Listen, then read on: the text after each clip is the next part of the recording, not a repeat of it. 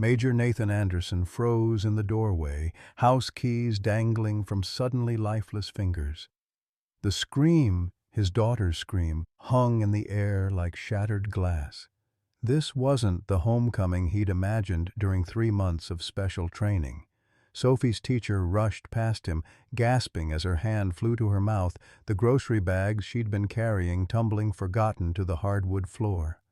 There, in the shadowed corner of the living room, 6-year-old Sophie cowered beneath Melissa's outstretched hand, a tiny trickle of blood running from her split lip, her blue eyes, so like her mother's, wide with a terror no child should know. The pink dress Nathan had sent for her birthday was torn at the shoulder. "Nathan, I can explain," Melissa began, but Nathan was already moving. How long had this been happening while he was gone, and what else hadn't he seen? Leave a like and share your thoughts in the comments along with the city you're watching from now. Let's continue with the story. The suburban Georgia neighborhood of Pine Grove Estates had always prided itself on well-maintained lawns, American flags fluttering from front porches, and a sense of community that felt increasingly rare in modern America. The Anderson home at 1842 Magnolia Drive was no exception. White clapboard siding, hydrangeas blooming in carefully mulched beds, and a tire swing hanging from the ancient oak in the front yard. To passers-by, it represented the American dream, especially with Major Nathan Anderson's service photo proudly displayed in the front window, a tradition in military families. Behind that perfect facade lived Nathan Anderson, 35, a Special Forces officer with 3 tours in Afghanistan and specialized training few outside his unit understood. His weathered face carried the quiet dignity of a man who had seen too much but chosen to stand tall anyway.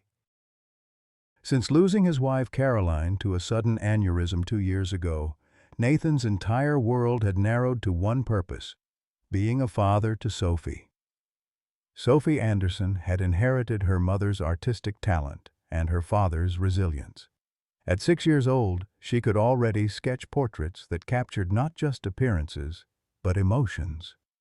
Before Nathan's departure for special training, the refrigerator had been a gallery of her colorful creations.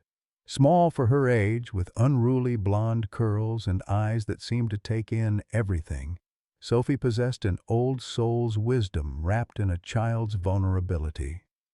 Then there was Melissa Anderson, Nathan's second wife of 14 months. 32 years old with a carefully maintained appearance, Melissa had seemed like the answer to Nathan's prayers, a kindergarten teacher who loved children and understood the challenges of military family life. Her son Tyler, 17 and sullen from her previous marriage, had come as part of the package deal.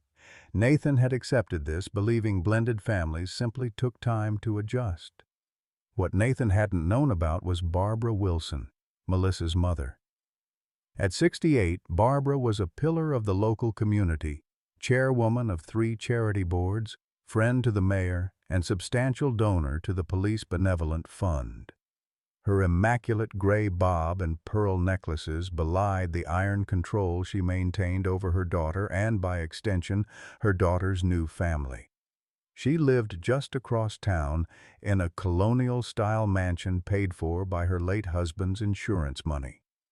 The supporting cast in this American tragedy included Eleanor Winters, the 78-year-old widow next door who watched everything from behind lace curtains; Dr. Richard Morgan, the family physician whose decades of practice had taught him to recognize abuse but whose fear of litigation kept him silent; and Mrs. Jennifer Reynolds, Sophie's current teacher who had filed reports that somehow never resulted in investigations. In this picture-perfect setting, darkness had been growing like mold behind beautiful wallpaper, unseen but spreading, toxic and dangerous. The morning after his explosive return, Nathan sat at the kitchen table, hands wrapped around a coffee mug as dawn broke over the backyard. He hadn't slept. The events of the previous evening played on repeat in his mind. Sophie's frightened eyes, Melissa's stammered explanations about discipline and accidents, the hasty departure of Miss Reynolds, who had promised to return. Most of all, he remembered Sophie's silence as he'd tucked her in, the way she'd flinched when he'd reached to brush hair from her forehead. "She just needs time to adjust to you being back," Melissa had said before they'd gone to separate bedrooms. "She's been acting out lately." Nathan took a sip of his coffee, grimacing at the bitter taste. Military life had taught him to assess situations methodically, to gather intelligence before taking action. He set the mug down and headed upstairs to Sophie's room. The pink bedroom seemed oddly impersonal for a 6-year-old girl. The books were arranged by height on the shelves, stuffed animals positioned in perfect rows on the bed. No drawings taped to the walls, no art supplies scattered on the little desk. It was too neat, too sterile. Sophie was still asleep, curled tightly into herself, one small hand clutching the worn teddy bear Caroline had given her when she was born. Nathan knelt beside the bed, studying his daughter's face. In sleep, the tension had left her features, but a faint bruise colored her cheekbone below her right eye. Melissa had claimed Sophie had fallen from the porch swing. Maybe that was true. But something in Nathan's gut, the same instinct that had kept him alive in combat, told him it wasn't. Carefully, so as not to wake her, Nathan examined the room more thoroughly. The closet was organized with military precision, clothes hanging according to color. The toy chest contained fewer toys than he remembered. On the bookshelf, the art books Caroline had collected for Sophie were missing. As he turned to leave, his foot caught on the edge of the area rug. Bending to straighten it, he noticed something odd. A corner of the rug had been cut and re-sewn. Nathan carefully pulled back the edge, revealing a loose floorboard beneath. With practiced silence, he lifted it. Inside the small cavity was a collection of folded papers, a set of broken colored pencils wrapped in tissue, and a small digital watch, Caroline's watch, which Nathan thought had been lost. His hands trembled slightly as he unfolded the first paper. It was a drawing of a woman with angry red lines for a mouth, towering over a small figure huddled in a corner. Another showed a boy with exaggerated teeth and claws for hands. A third depicted a small girl locked in what appeared to be a closet or cabinet. The artwork was unmistakably Sophie's, her distinctive style evident despite the disturbing subject matter. "Daddy?" Nathan quickly returned the papers and replaced the floorboard. Smoothing the rug over it, he turned to find Sophie watching him with wary eyes. "Hey, sweet pea," he said softly, trying to keep his voice light. "I was just checking on you. Did you sleep okay?" Sophie nodded, but her eyes darted to the rug and back to his face. "Sophie," he began carefully, "is everything okay here? While I was gone, did anything happen that you want to tell me about?" The child's face went carefully blank, an expression so adult, so practiced, that it made Nathan's chest ache. "Everything's fine, Daddy. I'm being very good. I know you're good, Sophie. You're always good. But sometimes," he searched for the right words, "sometimes grown-ups do things they shouldn't, and it's okay to talk about that." Sophie's fingers tightened on her teddy bear. "Grandma Barbara says tattletales get what they deserve." Before Nathan could respond, footsteps sounded in the hallway. Melissa appeared in the doorway, already dressed in a neat sundress, her hair perfectly styled despite the early hour. "There you are," she said with a brittle smile. "I'm making pancakes, Sophie's favorite. Why don't you go get dressed, sweetheart? We're going to visit Grandma Barbara today." Sophie immediately slid from the bed, moving with the careful precision of someone navigating a minefield. She didn't look at Nathan as she gathered clothes and headed to the bathroom. "She's still adjusting," Melissa said, her voice low. "About last night." "We'll talk later," Nathan replied, keeping his tone neutral. Right now, I'd like to see those pancakes you mentioned. In the kitchen, Nathan observed as Melissa prepared breakfast, noting how she seemed to check the clock every few minutes. When Sophie came downstairs, she sat with perfect posture, hands in her lap until her plate was set before her. "Thank you," she said automatically, but didn't begin eating until Melissa nodded permission. Nathan's phone buzzed with a text from Ms. Reynolds. "Can we meet today? Important." "I thought I'd take Sophie to the park this morning," Nathan said casually. "Maybe get ice cream." "Oh, that's not possible today," Melissa replied quickly. "We have a standing appointment with Barbara on Saturdays. Besides, Sophie has been having tantrums in public places lately. It's better if we stick to the routine." Sophie's eyes remained fixed on her plate, methodically cutting her pancakes into precise bites. "I've been gone 3 months," Nathan countered, keeping his voice pleasant despite the tension building in his shoulders. "I think our daughter and I deserve some time together." Something flickered across Melissa's face. Irritation? Fear? "Barbara won't like the change of plans. She's been very involved while you were away." "I'll call her myself," Nathan said, standing up. "Sophie, finish your breakfast, okay? We're going to have a daddy-daughter day." As he stepped onto the back porch to make the call, Nathan noticed Eleanor Winters in her garden next door. The elderly woman glanced his way, then quickly looked down at her flowers. Barbara answered on the second ring, her voice crisp and commanding. "Nathan, welcome home. Melissa told me you had quite the dramatic entrance yesterday." "Barbara," Nathan acknowledged, skipping pleasantries. "I'm taking Sophie to the park today. We'll have to reschedule our visit." A pause. "That's not advisable, Nathan. Sophie has been on a strict behavior modification program. Disruptions to her routine can trigger outbursts. Melissa hasn't told you about the incidents?" "What incidents?" "Oh dear. Well, Sophie has been having some difficulties. Aggression, lying, deliberately breaking things. It's why we've instituted a structured environment for her."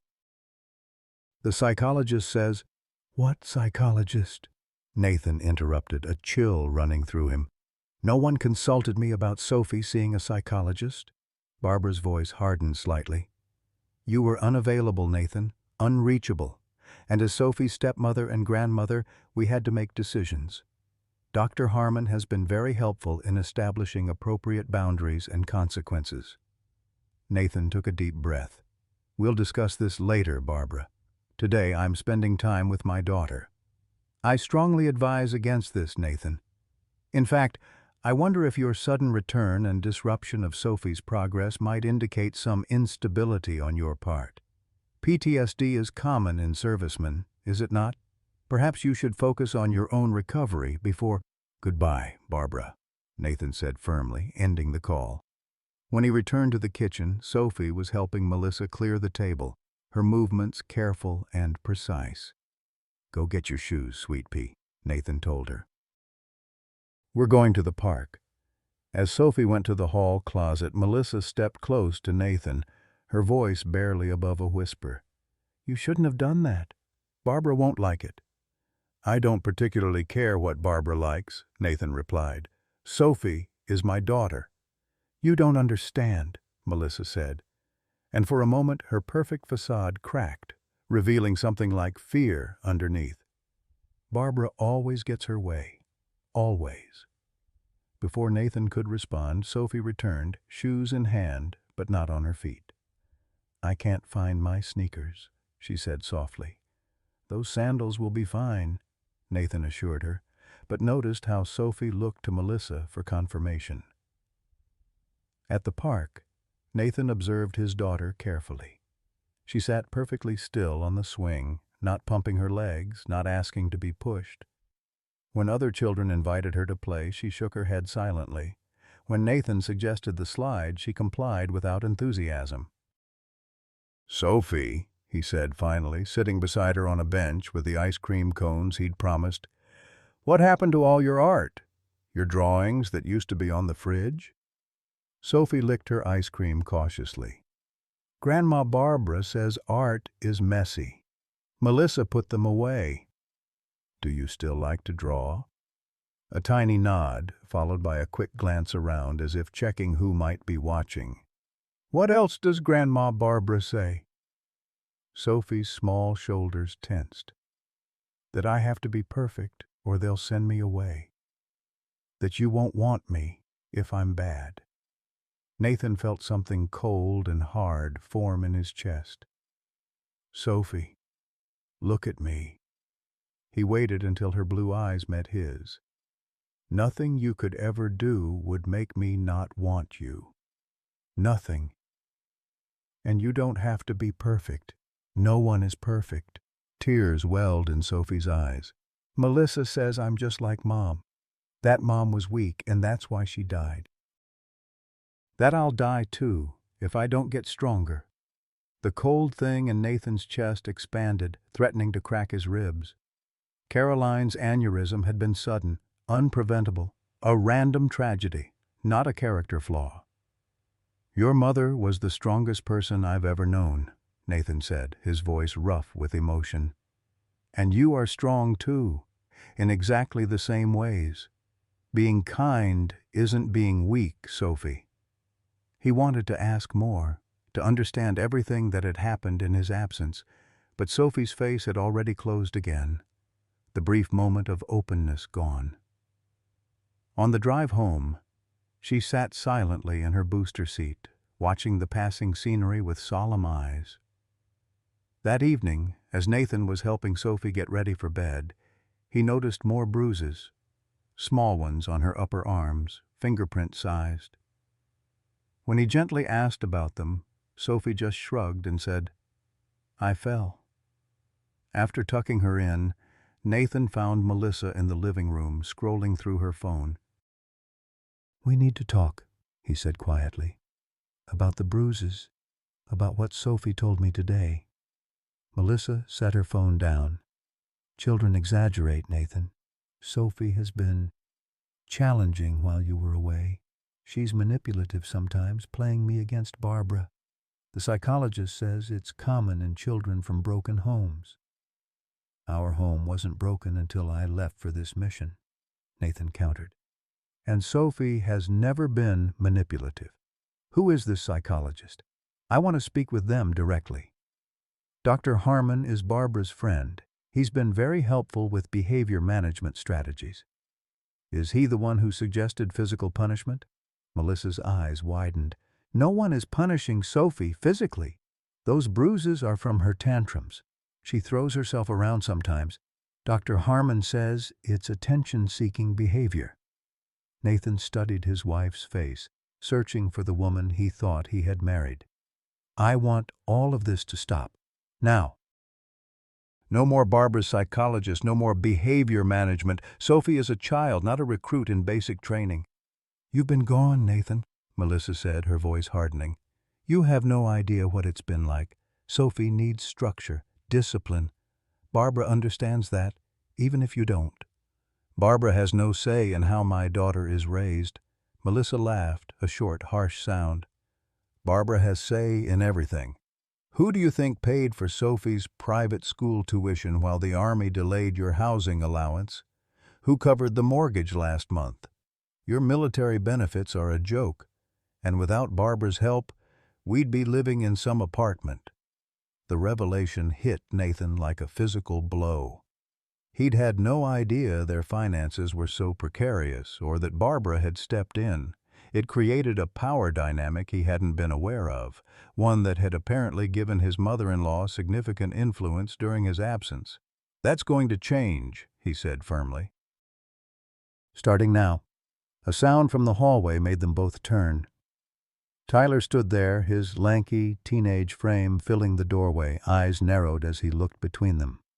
Everything okay in here? He asked, the question directed at Melissa rather than Nathan. Everything's fine, Tyler, Nathan answered anyway. Adult conversation. The teenager smirked. Sure? Just checking on Mom? He gave Nathan a challenging look before heading back toward his room. Later that night, Nathan lay awake, processing everything he'd learned. The changes in Sophie, Melissa's defensiveness, Barbara's apparent control, Tyler's hostility, none of it matched the family he thought he'd left behind 3 months ago. His military training urged caution and information gathering before action, but the father in him wanted immediate intervention. The bruises, Sophie's fear, her hidden drawings, they all pointed to something deeply wrong. Nathan reached for his phone and sent a text to Ms. Reynolds, meeting tomorrow, name the place. Sunday morning dawned with an oppressive heat that settled over Pine Grove Estates like a wool blanket. Nathan met Jennifer Reynolds at a coffee shop 15 miles away, far enough that they wouldn't encounter anyone from the neighborhood. The young teacher was already waiting when he arrived, fidgeting with a paper napkin, her expression tense. "Thank you for meeting me," Nathan said, sliding into the booth across from her. "I need to understand what's been happening with Sophie." Jennifer glanced around before leaning forward. "I've filed 3 separate reports with Child Protective Services over the past 2 months. Each time, the case was reviewed and dismissed within 48 hours. No home visit, no follow-up interview with Sophie. Nothing." Nathan's jaw tightened. "On what grounds?" "Insufficient evidence." "But that's not how it works, or how it should work. Any report should trigger at least a preliminary investigation." She hesitated. "The last time I called, the intake worker recognized Sophie's name and said, 'Another report on the Wilson Anderson child,' like it was a joke. When I pushed, she said something about avoiding harassment of prominent community members." "Barbara," Nathan said, the name tasting bitter on his tongue. Jennifer nodded. "Sophie started in my class, bright, creative, talkative. Over the past 3 months, I've watched her withdraw completely. She flinches at loud noises. She stopped drawing. She used to draw constantly. And there have been bruises, Nathan. Small ones, usually where clothing would cover them. When I ask, she gives rehearsed answers about being clumsy." "What about Melissa? Have you spoken with her?" "Several times. She always has explanations. Sophie fell off her bike. Sophie had a tantrum. Sophie bruises easily like her mother did." Jennifer twisted the napkin tighter. "The thing is, I've never actually seen Sophie have a tantrum. She's the most controlled child I've ever taught. Too controlled." Nathan thought about Sophie's perfect posture at breakfast, the way she waited for permission to eat. "What about Tyler? Has he been around the school?" Jennifer frowned. "He picks Sophie up sometimes when Melissa has appointments. Sophie never speaks on the days he gets her. And once I saw him grab her arm in the parking lot, hard enough to leave marks, when she wasn't moving fast enough for him." "And Barbara?" "She's on the school board. Major donor to the new gymnasium. Friends with the superintendent." Jennifer's voice dropped even lower. "The first time I reported my concerns, I was called into the principal's office the next day and reminded about the school's dedication to family privacy and the dangers of unfounded allegations. The implications were clear. Barbara Wilson had the influence to suppress investigations and pressure those who raised concerns." Nathan felt a cold fury building, tempered by his tactical mind that knew frontal assaults rarely succeeded against entrenched positions. "I need documentation," Nathan said. "Dates, observations, anything you've recorded about Sophie's behavior or physical condition." Jennifer reached into her bag and pulled out a small notebook. "I've kept this at home, not at school. It's everything I've observed since February." As Nathan took the notebook, his phone buzzed with a text from an unfamiliar number. "Need to speak with you about your daughter. I have information. Meet at Riverside Medical Center, East Parking Lot, 2 p.m. Come alone, Dr. R. Morgan." Nathan showed the text to Jennifer. "Sophie's pediatrician. Do you know him?" She nodded. "Dr. Morgan's been practicing here for decades. He's close to retirement, respectable, but..." "But what?" "He treated Barbara's family for years." There were rumors once about Barbara's husband having suspicious injuries before his death, but nothing came of it. Nathan tucked the notebook into his jacket. I should go. Thank you for this, for watching out for Sophie when I couldn't. Jennifer reached across the table, briefly touching his hand. Be careful, Nathan. Barbara Wilson has spent decades building her reputation and connections. People who challenge her tend to regret it. The east parking lot of Riverside Medical Center was nearly empty when Nathan arrived. He spotted Dr. Morgan immediately, a tall, thin man in his 60s with silver hair, sitting in an aging Volvo with the engine running. Nathan parked a few spaces away and approached cautiously. Dr. Morgan rolled down his window but didn't exit the car. Get in, please. I'd rather not be seen talking to you. Once inside, Nathan noted the doctor's trembling hands and the sheen of sweat on his forehead despite the car's air conditioning. I should have called CPS myself, Morgan began without preamble. I've documented Sophie's injuries over the past year, 17 separate incidents requiring medical attention. The official records show accidents, childhood clumsiness, the unofficial notes I've kept. He handed Nathan a sealed envelope. These tell a different story.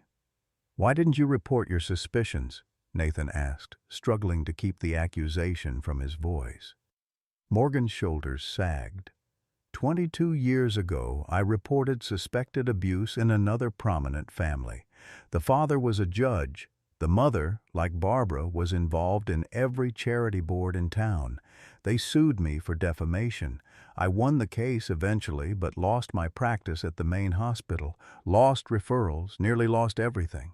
The child in that case ended up worse off because I was removed as her doctor. He looked directly at Nathan. When Sophie came in with the first suspicious injury, I recognized Barbara's influence immediately.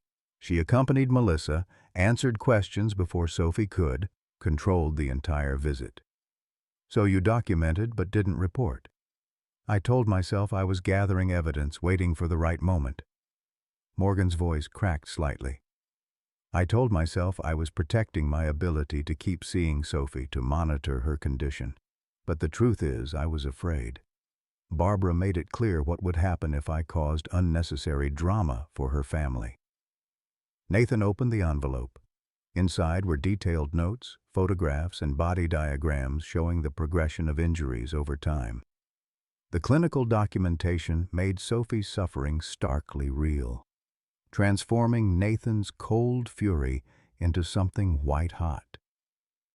There's more, Morgan said quietly. 2 weeks ago, Sophie came in with Melissa and Barbara for her annual checkup. Barbara insisted on a physical assessment for developmental delays and requested certain medications to manage Sophie's behavioral issues. The symptoms she described: aggression, defiance, emotional outbursts. I've never observed in Sophie. Never. What medications? Powerful sedatives and antipsychotics, completely inappropriate for a child Sophie's age, especially without a psychiatric evaluation. I refused the prescription.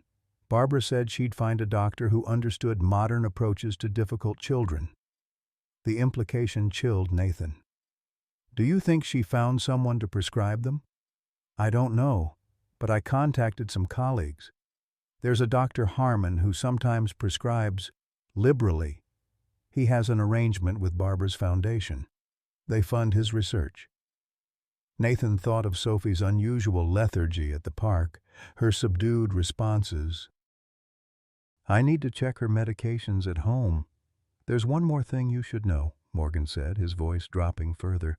During Sophie's exam, I noticed unusual bruising on her upper thighs. When I asked about it, Barbara immediately said Sophie had fallen from a tree. But the pattern wasn't consistent with that type of injury. What are you saying? Nathan asked, though he already knew, a sick feeling growing in his stomach. I'm saying the bruising pattern was consistent with finger marks, and given the location, Morgan couldn't finish the sentence. Nathan closed his eyes briefly, fighting to maintain control. Tyler, he said. Her stepbrother. Morgan nodded grimly. I can't prove it, but combined with everything else. Why are you telling me this now? Why not call CPS yourself? The doctor's gaze dropped to his hands. "Barbara came to see me yesterday. Said she'd heard you were back and asking questions. Reminded me about my malpractice insurance rates and how one complaint could make retirement impossible. Then she mentioned she'd be taking Sophie to summer camp in northern Michigan next week, a special place for troubled children." Nathan's blood ran cold. "What kind of camp?" "I looked it up after she left. It's not licensed as a medical facility or a camp. It's registered as a spiritual retreat center owned by a private trust. No regulation, no oversight." "When is she planning to take Sophie?" "Wednesday, 3 days from now." Morgan finally met Nathan's eyes directly. "I've been a coward, Major Anderson. I chose my reputation over your daughter's safety. I won't make that mistake again." Nathan left the meeting with Dr. Morgan with a clear understanding. The situation was worse than he'd imagined, and the timeline for action was compressed. Barbara wasn't just enabling abuse, she was orchestrating it, and now planning to remove Sophie from Nathan's reach entirely. As he drove home, his military training kicked in. Assess the situation, identify resources, develop a strategy, but first gather more intelligence. When he arrived at the house, it was quiet.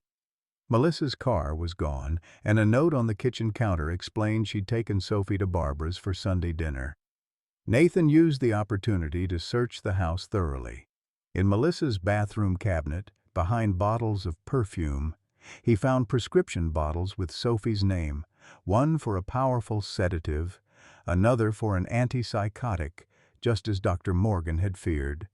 The prescribing doctor was indeed Harmon. In Tyler's room, hidden under the mattress, Nathan discovered a collection of small items that clearly belonged to Sophie. Hair ribbons, a bracelet Nathan had sent her for Christmas, small toys. The possessiveness suggested by this collection disturbed him deeply. Most damning was what he found in the guest room closet, a recording device hidden inside a stuffed elephant. When Nathan played it back, he heard Barbara's voice instructing Melissa on proper discipline techniques for Sophie, followed by the unmistakable sound of something striking soft flesh and Sophie's muffled crying. Nathan's hands shook as he turned off the recording. The systematic nature of the abuse, the multiple perpetrators, the community protection of Barbara. It was a fortress of cruelty built around his daughter. And he had left her there, thinking she was safe.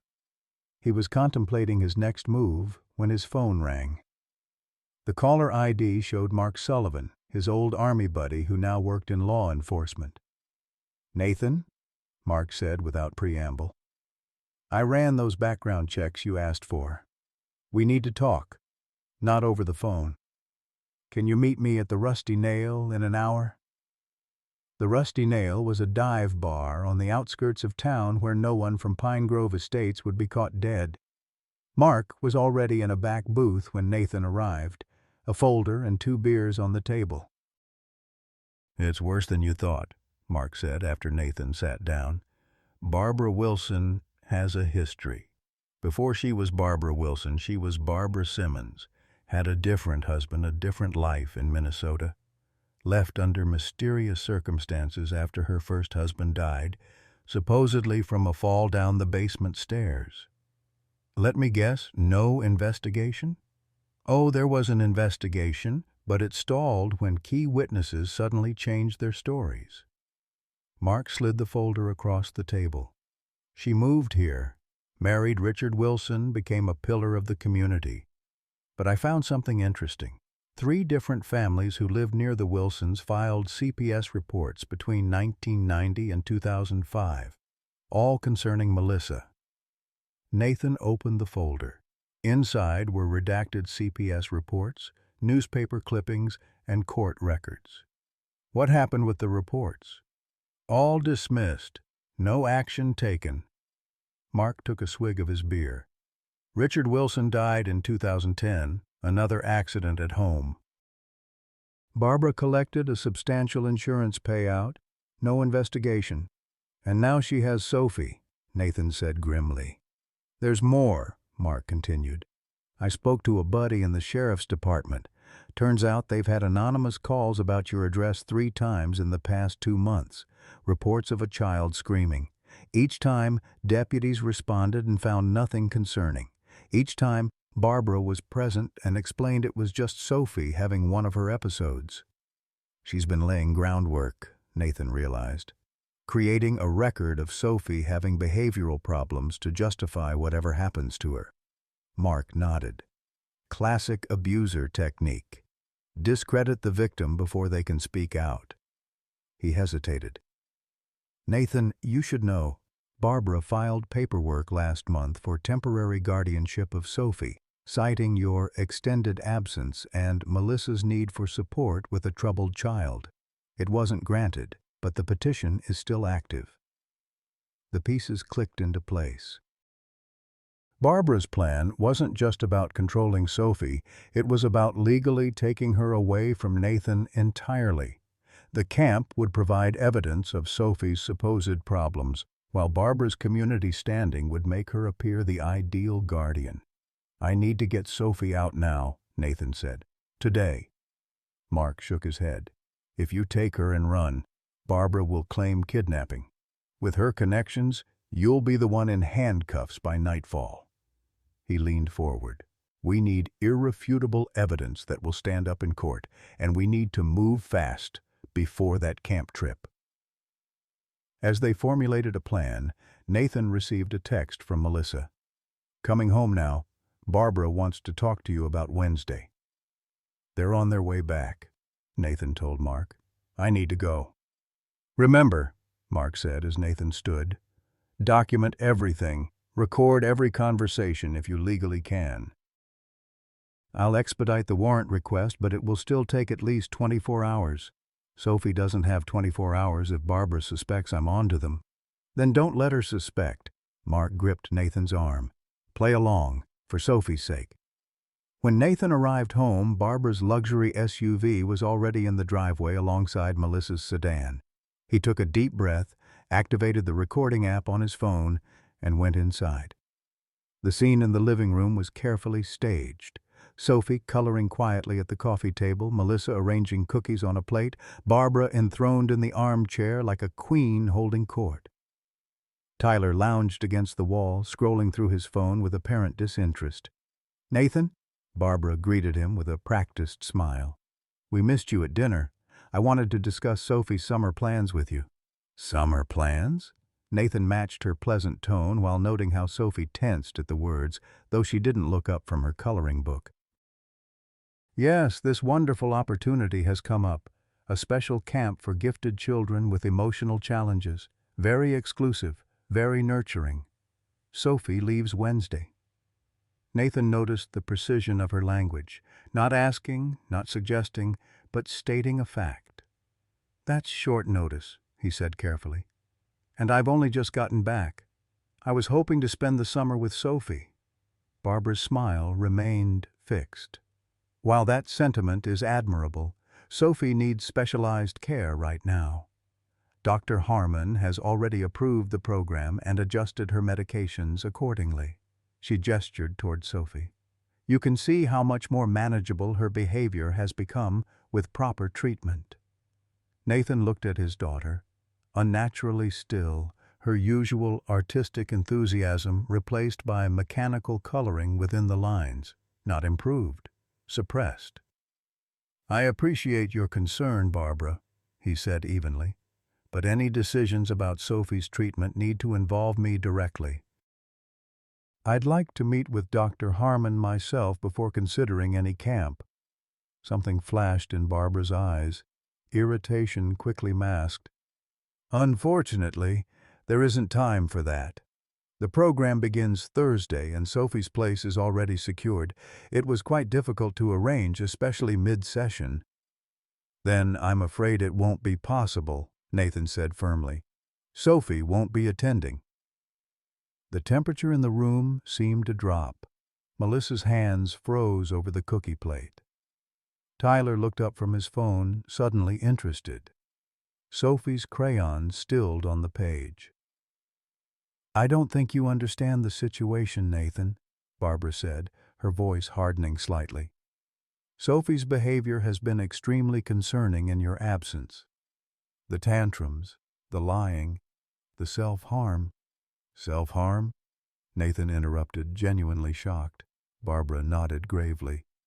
She's been scratching herself, hitting her head against walls when upset. Doctor. Harmon believes it may be related to trauma from her mother's death, exacerbated by your frequent absences. Nathan felt a surge of anger but kept his expression neutral. I'd like to see Dr. Harmon's assessment.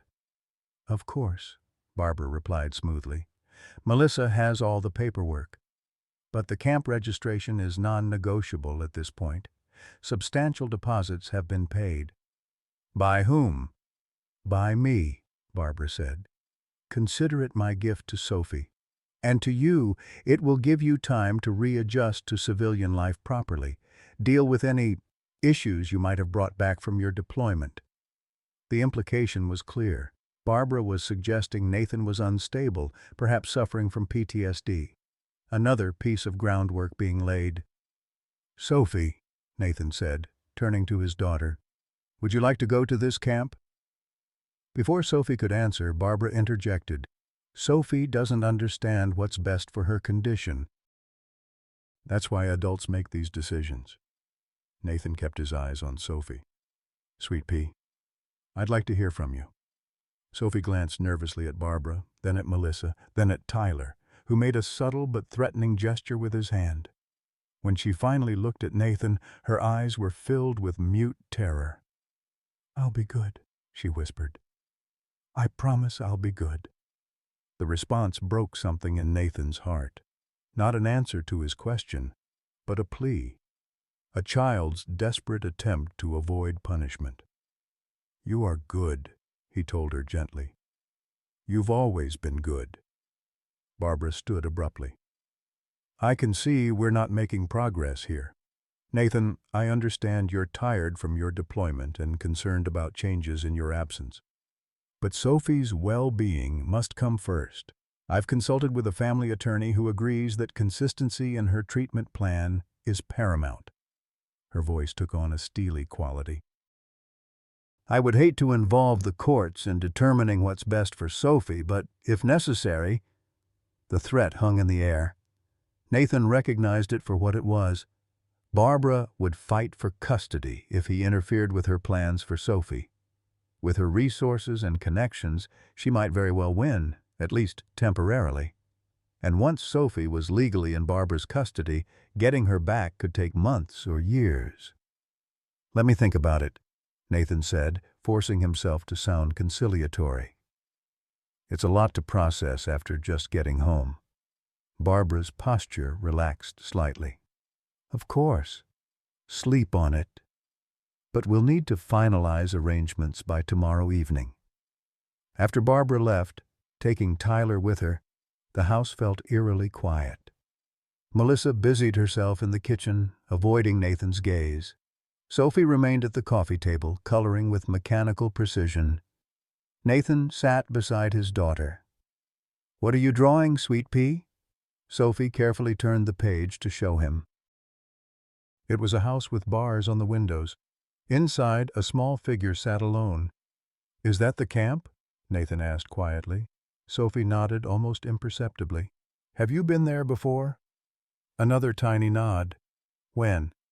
When I was very bad, Sophie whispered. Grandma Barbara said I needed special help to learn the rules. Nathan fought to keep his voice steady. What kind of help? Sophie glanced toward the kitchen to make sure Melissa wasn't listening. They have a quiet room. If you scream or cry, they put you there until you stop. Sometimes for a whole day. Her small hand trembled over the drawing. I don't want to go back, Daddy. Please don't make me go back. Nathan pulled her into a gentle hug, feeling her slight body trembling against him. You won't go back, Sophie, I promise. I won't let anyone take you there. Over Sophie's head he saw Melissa watching from the kitchen doorway, her expression unreadable. When their eyes met, she quickly looked away, but not before Nathan caught something unexpected in her gaze. Not anger or defiance, but fear. The same fear he'd seen in Sophie's eyes. Monday morning arrived with a tactical problem that would have challenged Nathan's entire Special Forces unit. He needed to gather conclusive evidence, protect Sophie, navigate the legal system, and counter Barbara's influence, all within 48 hours before the camp departure. After ensuring Sophie was safely at school with Ms. Reynolds keeping close watch, Nathan drove to a specialized electronics store in the next county. He purchased small recording devices disguised as everyday objects: a wall charger, a smoke detector, even a teddy bear with a built-in camera. State law permitted single-party consent recording, meaning he could legally record conversations he participated in, but the hidden devices would require careful placement to stay within legal boundaries. By noon, he had installed the devices throughout the house, focusing on common areas where conversations about Sophie typically occurred. The smoke detector camera had perfect sight lines to the kitchen table where Barbara had dominated yesterday's conversation. The charging adapter was positioned in Sophie's room, angled to capture the door and most of the bed. The teddy bear, designed to activate by sound and motion, sat innocuously on a shelf in the living room. Nathan's phone buzzed with a text from Mark. Judge Franklin reviewing warrant request. Decision by tomorrow morning. Keep everything legal until then. As he finished the installation, Nathan heard the garage door opening. Melissa wasn't supposed to be home for hours. She volunteered at Barbara's Charity Foundation on Mondays. Quickly, he moved to the kitchen to appear casual. Melissa entered looking flustered, her normally perfect appearance slightly disheveled. When she saw Nathan, she startled. "I thought you were meeting with your commanding officer today," she said, setting her purse down with trembling hands. "Postponed," Nathan replied, studying her. "Everything okay?" Melissa poured herself a glass of water, her back to him. "Fine. I just needed something from home." "Melissa," Nathan said quietly, "we need to talk about what's really happening with Sophie." She froze, glass halfway to her lips. "What do you mean?" "I know about the medications Barbara arranged, the bruises, the camp that isn't really a camp." The glass slipped from Melissa's fingers, shattering on the tile floor. She didn't move to clean it up, just stared at the spreading water as if it held some vital message. "You don't understand," she finally whispered. "Then help me understand," Nathan pressed, consciously softening his voice. "Because right now, all I see is my daughter being hurt by people who should be protecting her." Melissa's shoulders slumped as if under an immense weight. "Barbara has always known what's best. She raised me to be strong, to have standards. Is that what you call what's happening to Sophie? Standards? She's wild inside like I was. Barbara says if we don't correct it early—" Melissa's voice trailed off, her gaze distant. "Correct what, exactly?" Nathan asked, moving closer but careful not to crowd her. "The weakness, the artistic temperament." Melissa's voice took on a mechanical quality, as if reciting something she'd been told repeatedly. "Barbara says it's like a disease. It killed your wife. All that emotional sensitivity, the headaches from being too creative. It would have killed me too if Barbara hadn't fixed me." Nathan felt a chill run through him. Caroline's aneurysm had been preceded by severe headaches, a medical symptom, not a personality flaw. But in Barbara's twisted narrative, Caroline's artistic nature had somehow caused her death. And now Sophie, who shared her mother's creative talent, needed to be fixed before she suffered the same fate. "Melissa," Nathan said carefully, "that's not how aneurysms work. Caroline didn't die because she was artistic, and Sophie isn't going to die from drawing pictures." "You don't know," Melissa insisted, a hint of panic in her voice. "Barbara knows. She's always known what's best. When I disobeyed, when I got pregnant at 17, she saved me from ruining my life. She made the decisions I was too weak to make." The pieces clicked together in Nathan's mind. Barbara's control over Melissa wasn't just emotional manipulation, it was decades of systematic breaking down of her autonomy, starting with a forced abortion in her teens. "And now she's making decisions about Sophie," Nathan said, "using you to carry them out." Tears welled in Melissa's eyes. "I tried to be gentle. I did. But Barbara says kindness is enablement. When Sophie draws those pictures, just like you said Caroline used to draw, I see death coming for her too. I can't watch another person die because they're too sensitive for this world. So instead you hurt her, allow Tyler to frighten her, let Barbara take her to a place that traumatizes her?" Melissa's face crumpled. "You don't understand what Barbara is capable of, what she'll do if she's defied." She lowered her voice to barely a whisper. "She has ways of making problems disappear. Richard questioned her methods once with me. A month later, he fell down the stairs." The confirmation of what Mark had discovered sent a cold wave through Nathan. Barbara wasn't just controlling and abusive, she was potentially deadly. "Help me protect Sophie," Nathan said, reaching out slowly to touch Melissa's arm. "Whatever Barbara has done, whatever she's made you do, we can fix this. But Sophie needs to be safe." For a moment, something like hope flickered in Melissa's eyes. Then the garage door opener sounded again. Her expression immediately transformed to one of terror. "She's here," Melissa whispered. "She must have followed me." Nathan tensed, listening to the heavy footsteps entering from the garage, too heavy for Barbara. Tyler appeared in the doorway, his tall frame blocking the exit. "Grandma sent me to check on you," he said to Melissa, his eyes cold as they flicked to Nathan. "She thought you might be having one of your weak moments." Melissa immediately straightened, wiping away her tears. "Just getting some files I forgot. We should head back, Tyler."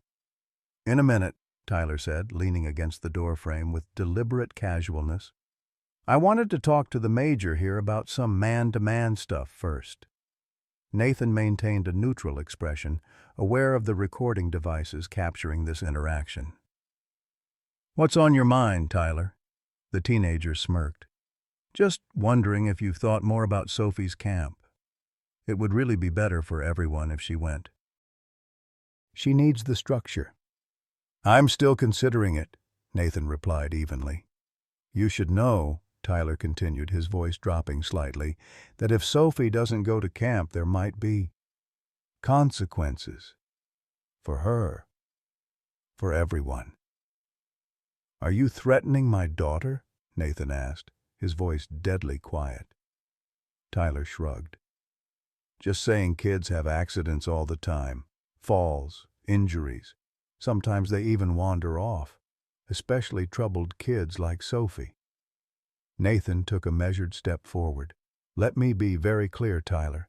If anything happens to Sophie, any accident, any injury, anything at all, I will hold you personally responsible. And unlike Sophie, I am not a defenseless child." Something flickered across Tyler's face, a moment of genuine fear quickly masked by bravado. "Whatever, man. I'm just the messenger." He turned to Melissa. "Grandma's waiting." "She doesn't like to be kept waiting." After they left, Nathan immediately backed up the recordings to secure cloud storage and called Mark. "They're escalating," he said without preamble. "I just had what amounts to a direct threat against Sophie from Tyler sent by Barbara." "I heard back from the judge," Mark replied. "He's reluctant to issue a warrant based on what he calls family disagreements. He wants more concrete evidence of immediate danger." "What about the medical records? The recordings?" "Not enough, apparently. Barbara's reputation carries weight, and she's already laid groundwork suggesting Sophie has behavioral issues and you might be suffering from PTSD. The judge recommended family counseling." Nathan closed his eyes, fighting frustration. Sophie doesn't have time for the system to catch up to reality. "There might be another option," Mark said after a pause. Child Protective Services can remove a child without a warrant if they personally observe signs of abuse or have reason to believe the child is in immediate danger. How do we make that happen? We need to create a situation where a CPS worker can legally enter your home and observe something concerning enough to justify an emergency removal. That evening, Sophie was subdued during dinner, pushing food around her plate without eating much. Nathan noticed how she kept glancing at the clock as if dreading some appointed time. "Everything okay, Sweet Pea?" he asked gently. Sophie nodded automatically. "Yes, Daddy." Melissa remained distracted throughout the meal, checking her phone repeatedly. Tyler had not returned with her, which Nathan considered a small mercy. After dinner, as Nathan was helping Sophie with her bath, he noticed fresh bruises on her back, small round marks that looked like fingerprints. "Sophie," he said carefully, "can you tell me how you got these marks on your back?" Sophie's small body tensed. "I fell at recess," she recited, the practiced answer coming too quickly. "It's okay to tell me the truth," Nathan said. "No one will be angry." Sophie looked up at him, her blue eyes filled with conflict. "Tyler says if I tell, the monster under the bed will get me, and then they'll send me away forever because I'm bad." "There's no monster under the bed," Nathan assured her, though his heart raced at the confirmation of Tyler's involvement. "And you are not bad, Sophie. You could never be bad." "Tyler comes in my room sometimes," Sophie whispered, her voice so low Nathan had to lean close to hear. "He says he's checking for monsters, but he's the one who scares me. He pinches me and says it's our secret game." Nathan struggled to keep his expression calm while rage built inside him. "Does Melissa know about this game?" Sophie shook her head. "Tyler says she'll be mad at me if I tell that I'll have to go to the quiet room at camp again." "Sophie, listen to me," Nathan said, taking her small hands in his. "Tyler is wrong. What he's doing is wrong, and you will not be going to any camp. I promise you that." After tucking Sophie in, Nathan placed the recording device disguised as a teddy bear next to her bed. "This is a special bear," he told her. "If you get scared tonight, for any reason, just talk to the bear. Tell him what's happening. He'll help keep you safe." Sophie looked skeptical but nodded solemnly. Later that night, Nathan sat in the darkened kitchen, monitoring the feeds from the hidden cameras on his laptop. The house was quiet, almost too quiet. Melissa had gone to bed early, claiming a headache. Nathan had pretended to do the same but slipped back downstairs to maintain his vigil. Around 11:30 p.m., movement on one of the cameras caught his attention. Tyler was entering the house using a key Nathan hadn't known he possessed. The teenager moved with practiced stealth, checking the living room and kitchen before heading upstairs. Nathan tensed, watching as Tyler paused outside Sophie's room. His hand reached for the doorknob, turned it slowly. Before Tyler could enter, Nathan was moving, taking the stairs 2 at a time in silent strides perfected during years of tactical operations. He reached the hallway just as Tyler was slipping into Sophie's room. "Looking for something?" Nathan asked quietly from the darkened hallway. Tyler spun around, startled. "Just checking on the kid," he said, his voice carrying a false, casual tone. "Making sure she's okay." "At midnight? Without turning on any lights?" Tyler shrugged. "Whatever, man. Just being a good brother." "Step away from the door," Nathan ordered, his voice leaving no room for argument. Something ugly flashed across Tyler's face. "You can't tell me what to do." "This is my house, too." "Not anymore," Nathan said evenly. "Pack your things. You're leaving. Now." Tyler laughed, a harsh sound in the quiet house. "You can't kick me out. My mom won't let you." "I'm not asking permission, and this isn't a negotiation." Nathan took a step forward.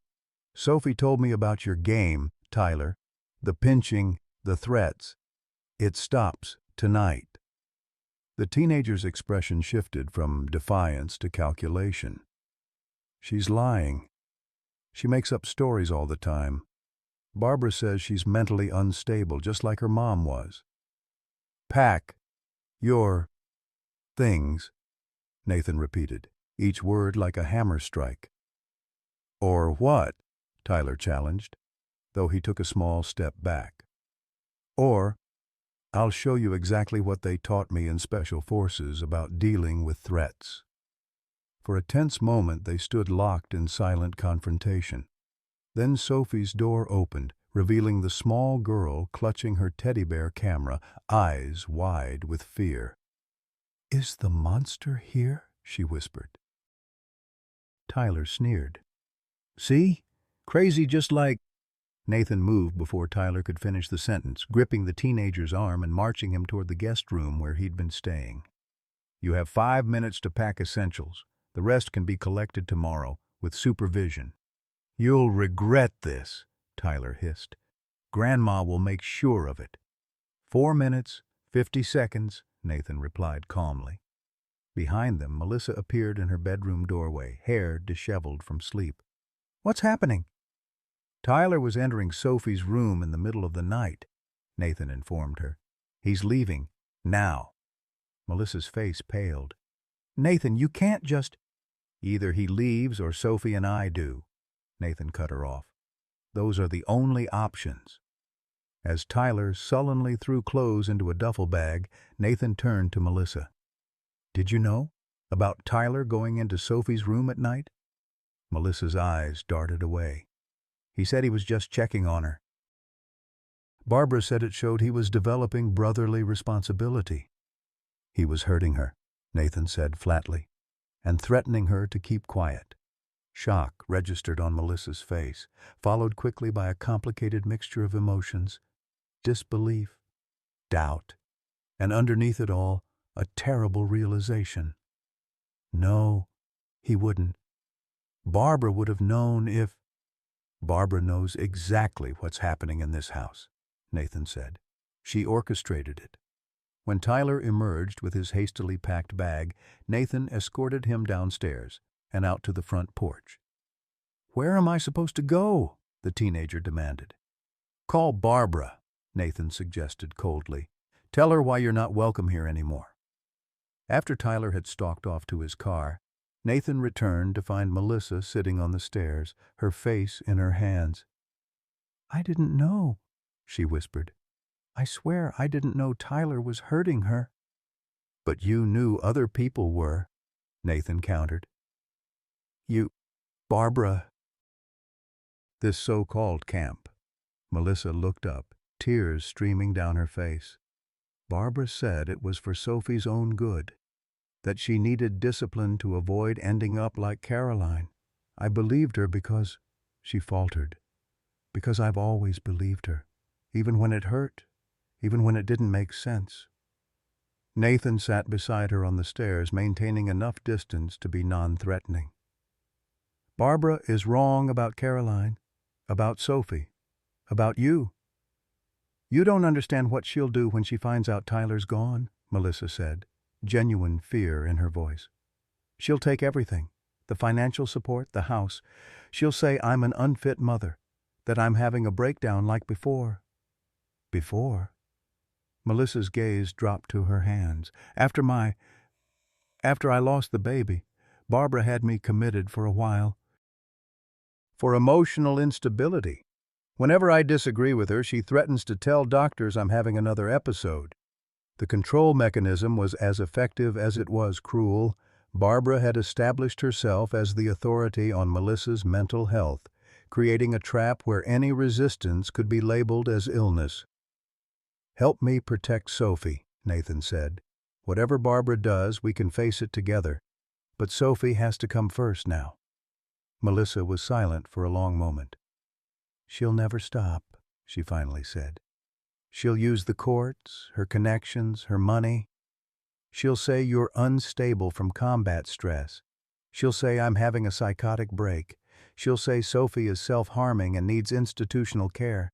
She's been building this case for months, Nathan." "Let her try," Nathan replied. We have evidence now, and tomorrow we'll have more. The rest of the night passed in uneasy vigilance. Nathan checked on Sophie hourly, relieved to find her sleeping peacefully. Melissa eventually retreated to her room, the door closing with a soft click that sounded oddly final. Early Tuesday morning, Nathan's phone buzzed with a text from Mark. "Judge denied warrant. Need Plan B. Is Sophie safe?" Nathan typed back, "Safe for now. Tyler removed from house. Need CPS intervention today before Barbara makes next move." Mark's response was immediate. "Working on it. Keep recording. Document everything." By the time Sophie came downstairs for breakfast, Nathan had formulated a strategy. He needed to create a controlled confrontation, one where Barbara would reveal enough of her true intentions to justify emergency intervention while ensuring Sophie remained physically safe. "Sweet pea," he said as Sophie picked at her cereal. "How would you feel about drawing some pictures for me today, of anything you want?" Sophie's eyes widened slightly. "Melissa says I'm not supposed to draw anymore." "It makes my brain sick like Mommy's." "That's not true," Nathan said gently. "Your mom's brain wasn't sick because she was artistic, and drawing doesn't make anyone sick." "But Grandma Barbara says—" "Grandma Barbara is wrong," Nathan interrupted firmly. "Drawing is beautiful. Your mom's art was beautiful, and so is yours." Slowly, hesitantly, Sophie smiled, a real smile that reached her eyes for the first time since Nathan had returned. "Can I use colors?" "All the colors you want," Nathan promised. While Sophie drew at the kitchen table, Nathan sent a carefully worded text to Barbara. "Need to discuss camp arrangements. Sophie had concerning behavior last night. Can you come by the house at 2 p.m.? Barbara's reply came quickly. "I'll bring Dr. Harmon. Tyler told me about the incident. We'll need to accelerate the treatment plan." Perfect, Nathan thought. Barbara was bringing reinforcements, exactly as he'd hoped. The more people involved in the confrontation, the more witnesses to what was really happening. He texted Mark, "Barbara coming at 2 p.m. with doctor. Need CPS here by 1:45 p.m. Hidden in place where they can observe but not be seen initially." Mark replied, "Working on it. Keep Sophie close to you at all times." Around noon, Melissa emerged from her room, her face pale but composed. "Barbara's been calling me all morning," she said. "She's furious about Tyler. Says I need to control my household or there will be consequences." "She's coming at 2 p.m., Nathan informed her. "With Dr. Harmon." Fear flashed across Melissa's face. "Nathan, you don't understand. When Barbara brings in professional reinforcement, it means she's planning something drastic. Last time she brought a doctor to the house was when she had me committed. They'll say you're dangerous, that Sophie needs immediate removal." "Let them try," Nathan said with more confidence than he felt. "Just follow my lead this afternoon. And Melissa—" He hesitated, searching her face. "If you can't stand with us, at least don't stand with her." Melissa's eyes filled with tears. "I don't know if I'm strong enough to defy her. I've never been able to before." "Then do it for Sophie," Nathan said. "Be the mother she needs right now."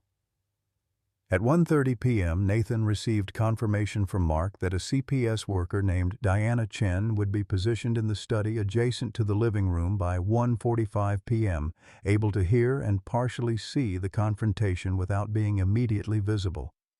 At 1:40 p.m., Nathan ensured all recording devices were functioning and positioned Sophie in the living room with her drawings, evidence of her normal, healthy childhood creativity that Barbara had tried to suppress. At 1:50 p.m., Barbara's luxury SUV pulled into the driveway, followed by a black sedan.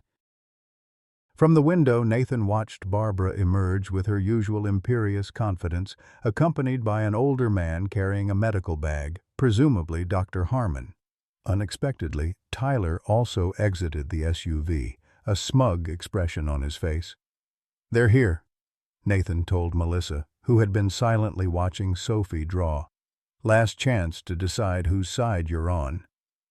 Melissa's face was a mask of conflict, years of conditioning battling against the maternal instinct to protect her stepdaughter. She said nothing, but moved to stand near Sophie, one hand resting protectively on the back of the girl's chair. The doorbell rang, and the final confrontation began. Nathan opened the door with the controlled composure of a soldier entering a known combat zone. Barbara stood on the threshold, her pearl necklace and tailored suit creating the image of refined respectability that had shielded her actions for decades. Behind her stood Dr. Harmon, thin, balding, with wire-rimmed glasses, and a clinical detachment in his gaze. Tyler lingered at the bottom of the porch steps, arms crossed in defiance. "Nathan," Barbara greeted with a tight smile that didn't reach her eyes, "thank you for reaching out. I understand there have been some concerning developments." "Please come in," Nathan replied, deliberately not acknowledging Tyler. "We have much to discuss." As they entered the living room, Barbara's gaze immediately fixed on Sophie's drawings spread across the coffee table, colorful depictions of houses, people, and landscapes. Her smile faltered. "I see Sophie has been expressing herself," she said, the disapproval evident in her tone. "Melissa, I thought we discussed limiting these activities." Melissa's hand tightened on Sophie's chair, but she said nothing, her internal struggle visible in the tension of her shoulders. "Sophie's artistic ability is exceptional," Nathan countered, "just like her mother's was." Barbara's eyes narrowed slightly at the mention of Caroline. "Yes, well, we all know where that led." She turned to Dr. Harmon. "Doctor, perhaps you could explain to Major Anderson why we've been concerned about Sophie's fixation on drawing." The doctor cleared his throat. "In cases of inherited neurological vulnerability, we often see compulsive behaviors that mirror the parent's predispositions. Sophie's obsessive drawing could be an early warning sign of the same condition that affected her mother." "Her mother had an aneurysm," Nathan said flatly, "a medical condition unrelated to her artistic talent." "On the contrary, Doctor," Harmon replied with practiced authority, "there is substantial evidence that certain personality types, particularly the highly creative, emotionally sensitive profiles, experience increased vascular stress during creative activities. The correlation between Caroline's intense artistic periods and her headache episodes was well documented." Nathan felt a surge of anger. This man had never met Caroline, had never seen her medical records, yet was confidently spinning a completely fabricated medical theory to pathologize her art, and now Sophie's. "That's not medically accurate," Nathan stated, "and it doesn't explain the bruises on Sophie's body, or her fear of Tyler, or the quiet room at this camp you want to send her to." Dr. Harmon blinked in apparent confusion, but Barbara smoothly interjected. "Sophie's tendency toward self-injury during emotional episodes is precisely why we've recommended residential treatment. The bruises you're noticing are self-inflicted during tantrums, as Melissa can confirm." All eyes turned to Melissa, whose face had gone pale. She began, then faltered. "Tell him, Melissa," Barbara commanded. "Tell Nathan about Sophie's episodes, about how she throws herself against furniture when upset, about the scratching, the head-banging." Sophie looked up from her drawing, her small face registering confusion and hurt. "I don't do that," she whispered. "You see?" Barbara said to Nathan. "She's dissociating from her own behavior, classic symptom of her condition." Nathan maintained his composure with military discipline. "What condition exactly has Sophie been diagnosed with, Dr. Harmon? By what medical standard?" The doctor shifted uncomfortably. "We're using an emergent diagnostic framework for childhood emotional dysregulation with possible neurological components. The medication regimen is preventative rather than reactive." "You mean experimental," Nathan translated. "You're medicating my 6-year-old daughter with powerful psychiatric drugs based on a theory, not an established diagnosis.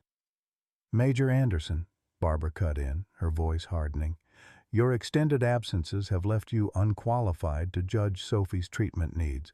We've been managing her condition daily while you've been away playing soldier. Nathan noted the deliberate belittling of his service, another attempt to undermine his authority as Sophie's father. I'd like to see the official diagnosis paperwork and treatment plan, he said. Dr. Harmon opened his medical bag. I've brought copies of everything, including the camp admission forms that need your signature. He extracted a thick folder of documents. The Restful Pines Behavioral Modification Center has an excellent success rate with children like Sophie. Behavioral modification? Nathan repeated. Sophie mentioned a quiet room where children are left alone if they cry or scream. Is that part of the modification process? A flicker of discomfort crossed Dr. Harmon's face, but Barbara answered smoothly. Isolation therapy is a standard technique for extinguishing attention-seeking behaviors. Sophie's experience was limited and supervised. She's 6 years old, Nathan said, his voice dangerously quiet. Being locked alone in a room isn't therapy, it's abuse. That's an extremely offensive characterization, Barbara snapped. Sophie requires structure and consequences to overcome her emotional instability. Clearly, your combat experiences have affected your judgment, Nathan. Perhaps you should focus on your own mental health before questioning treatment plans developed by professionals. The strategic pivot was expertly executed, transforming Nathan's valid concerns into evidence of his supposed instability. He recognized the tactic for what it was. Barbara was building a case for removing Sophie from his care.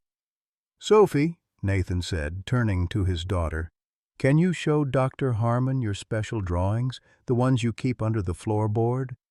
Sophie's eyes widened in fear. She looked at Barbara, then at Tyler, who had entered the room and was leaning against the wall with a smirk. I'm not supposed to, she whispered. It's okay, sweet pea, Nathan assured her. No one will be angry, I promise. With trembling hands, Sophie went to the area rug, pulled back the corner, and lifted the loose floorboard. She retrieved several folded papers and returned to Nathan's side, pressing against his leg as if seeking protection. Those are private fantasy drawings, Barbara interjected quickly. Part of her delusional episodes. Nathan unfolded the first drawing and held it up, a crude but unmistakable depiction of a woman with angry red mouth holding something like a belt over a small cowering figure. Is this a fantasy, Sophie? Or something that happened? Sophie stared at her shoes. Grandma Barbara says I need discipline to fix my brain. The second drawing showed a dark space with bars, a small figure huddled inside. And this? The quiet room at camp, Sophie whispered. If you cry or scream, they put you there until you stop. The third drawing showed a tall male figure with menacing features looming over a bed where a small figure lay. And this one, Sophie? Before Sophie could answer, Tyler stepped forward. This is ridiculous. She makes this stuff up for attention. She's been doing it since you left. Tyler comes to my room at night, Sophie said, her voice so quiet Nathan had to strain to hear it. He says he's checking for monsters, but he pinches me and says mean things. Absolutely not, Barbara declared. This is exactly the kind of fabrication we've been dealing with.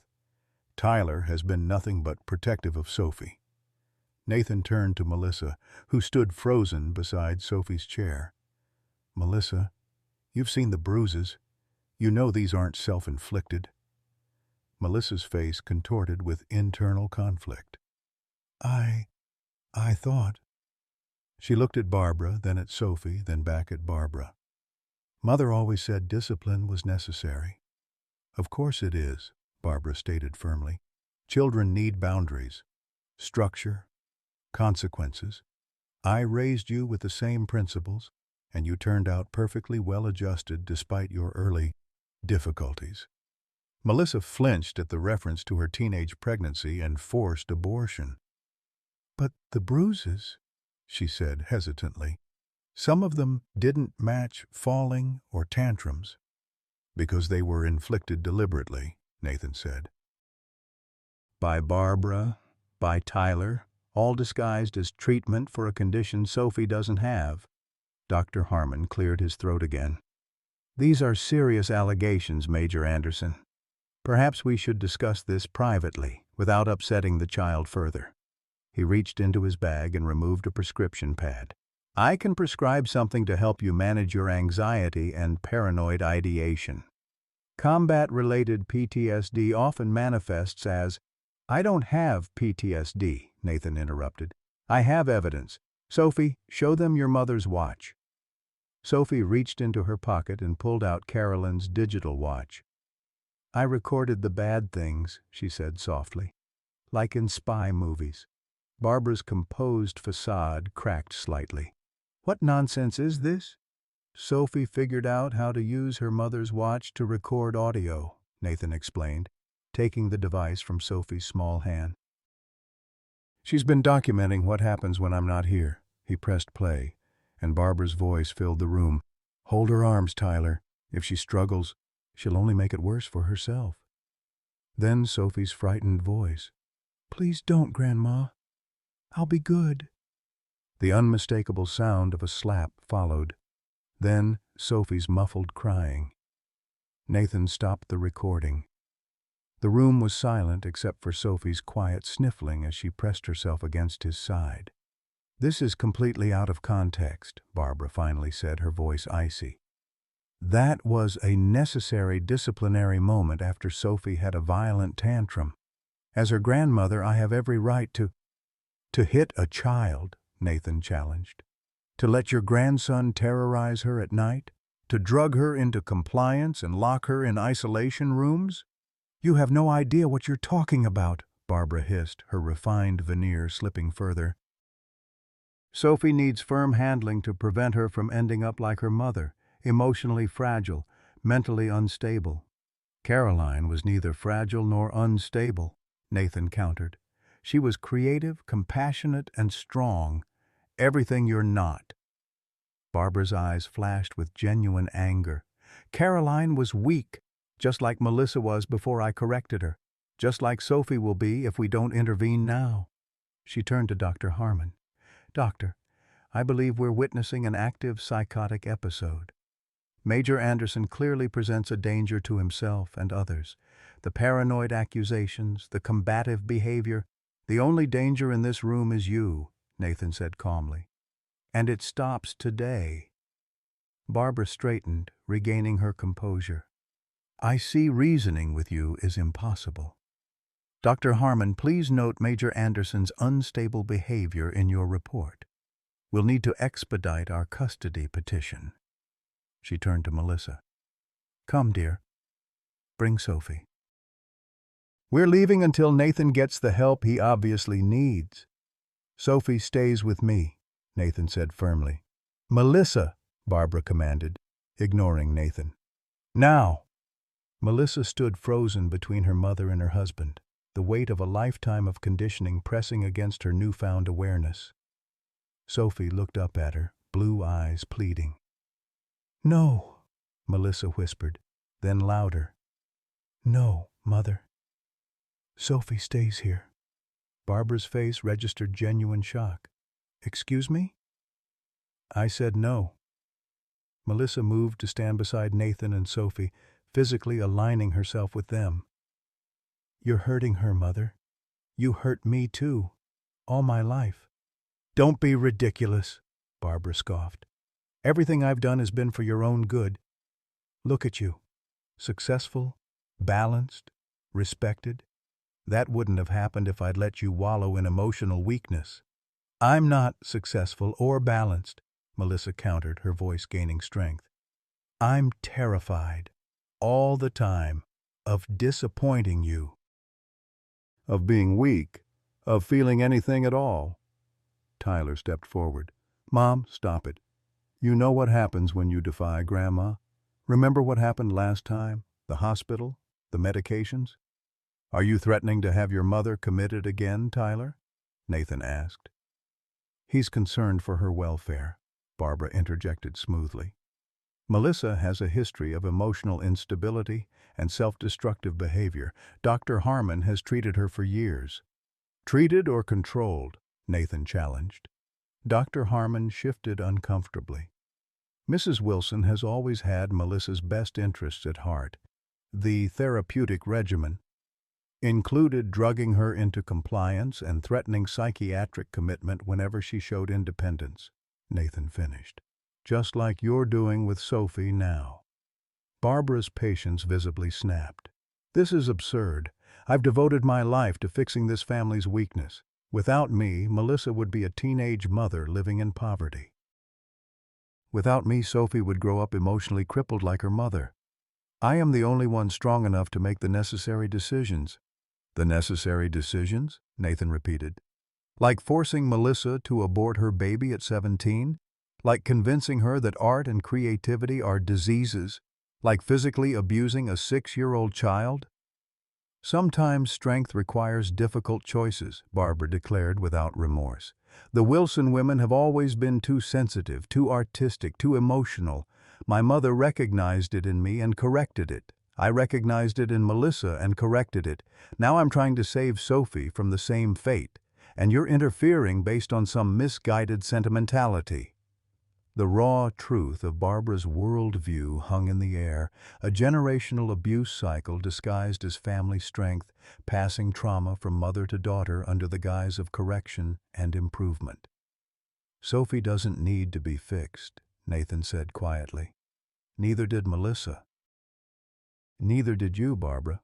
Weakness must be excised, Barbara insisted. I won't allow another generation to suffer because of your foolish indulgence.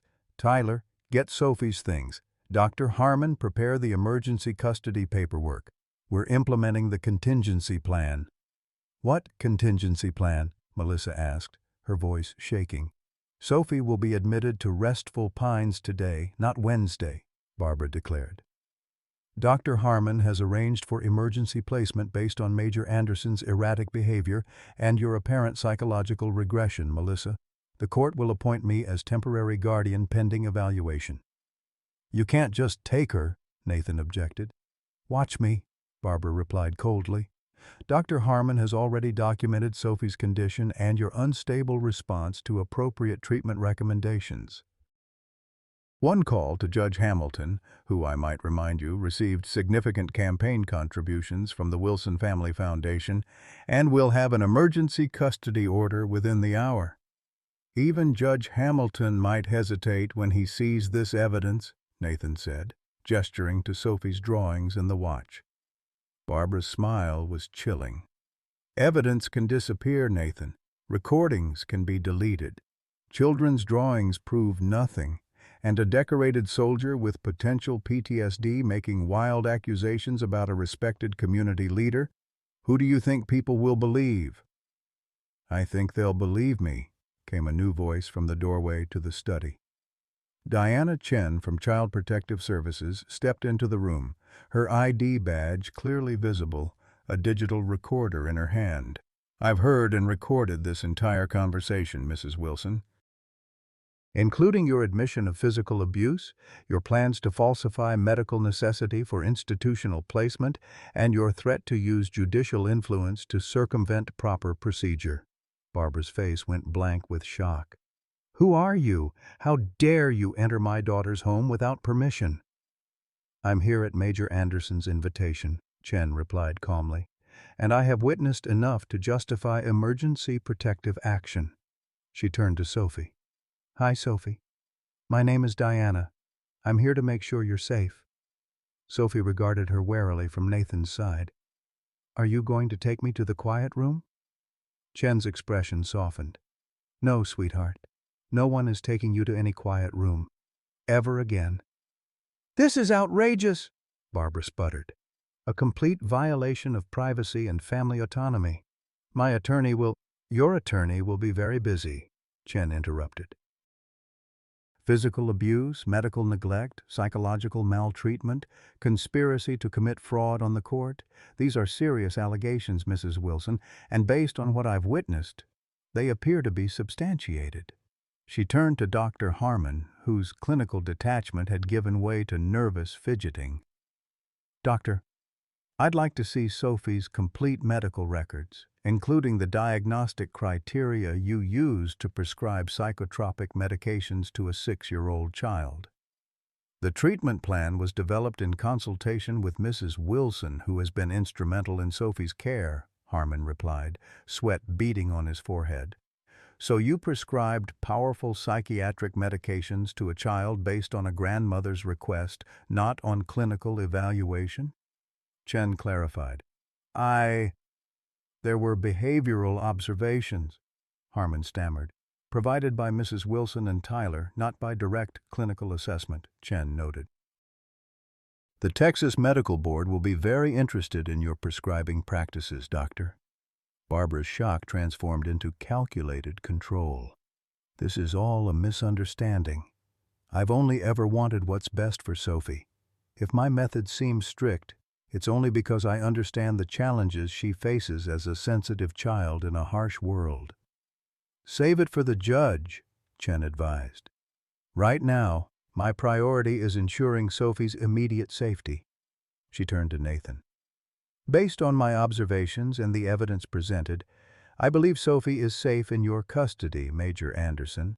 However, I'll need to file a formal report and there will be follow-up visits." "Of course," Nathan agreed. "This isn't over," Barbara declared, her voice low and threatening.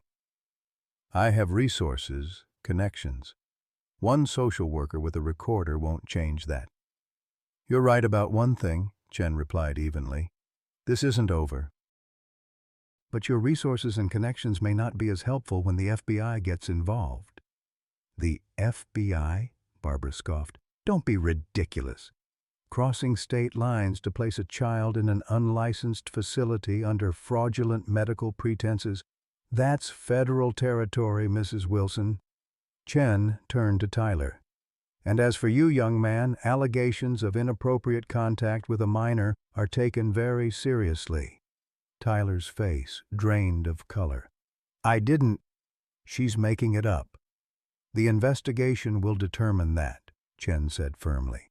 "For now, I'm implementing an immediate safety plan. Tyler is not to have any contact with Sophie. Mrs. Wilson is not to have unsupervised contact with Sophie. Dr. Harmon will surrender Sophie's medical records to CPS for review." She looked at Melissa. "Mrs. Anderson, are you safe remaining in this home?" Melissa glanced at Barbara, decades of fear visible in her expression, then at Sophie, who watched her with solemn eyes. "Yes," she said finally. "I want to stay with my family." Barbara's face contorted with rage. "After everything I've done for you? This is how you repay me? By betraying your own mother?" "This isn't betrayal, Mother," Melissa replied quietly. "This is protection, something you never gave me." "I protected you from yourself," Barbara snapped. "From your weakness, your poor choices." "You controlled me," Melissa corrected. "You never protected me. You never loved me, not as I was, only as you wanted me to be." For the first time, Barbara seemed genuinely speechless, her carefully constructed reality crumbling around her. "Mrs. Wilson, Dr. Harmon, Tyler, I'm going to ask you all to leave now," Chen stated firmly.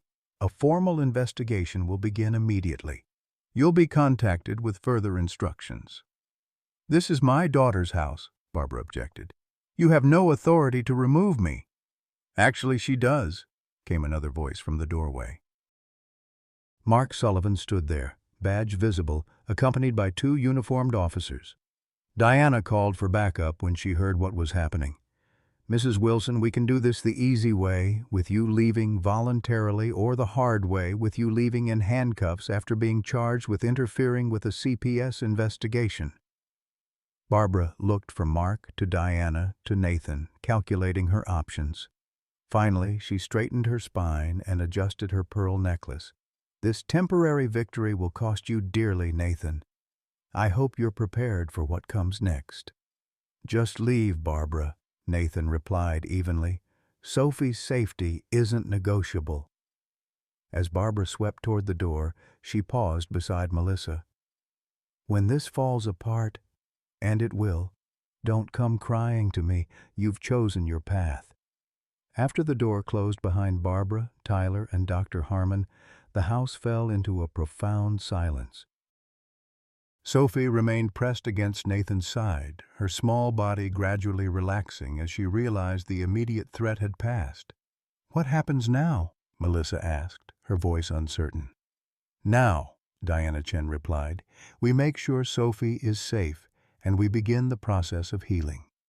Nathan knelt down to Sophie's level, gently taking her small hands in his. "No more quiet rooms, sweet pea.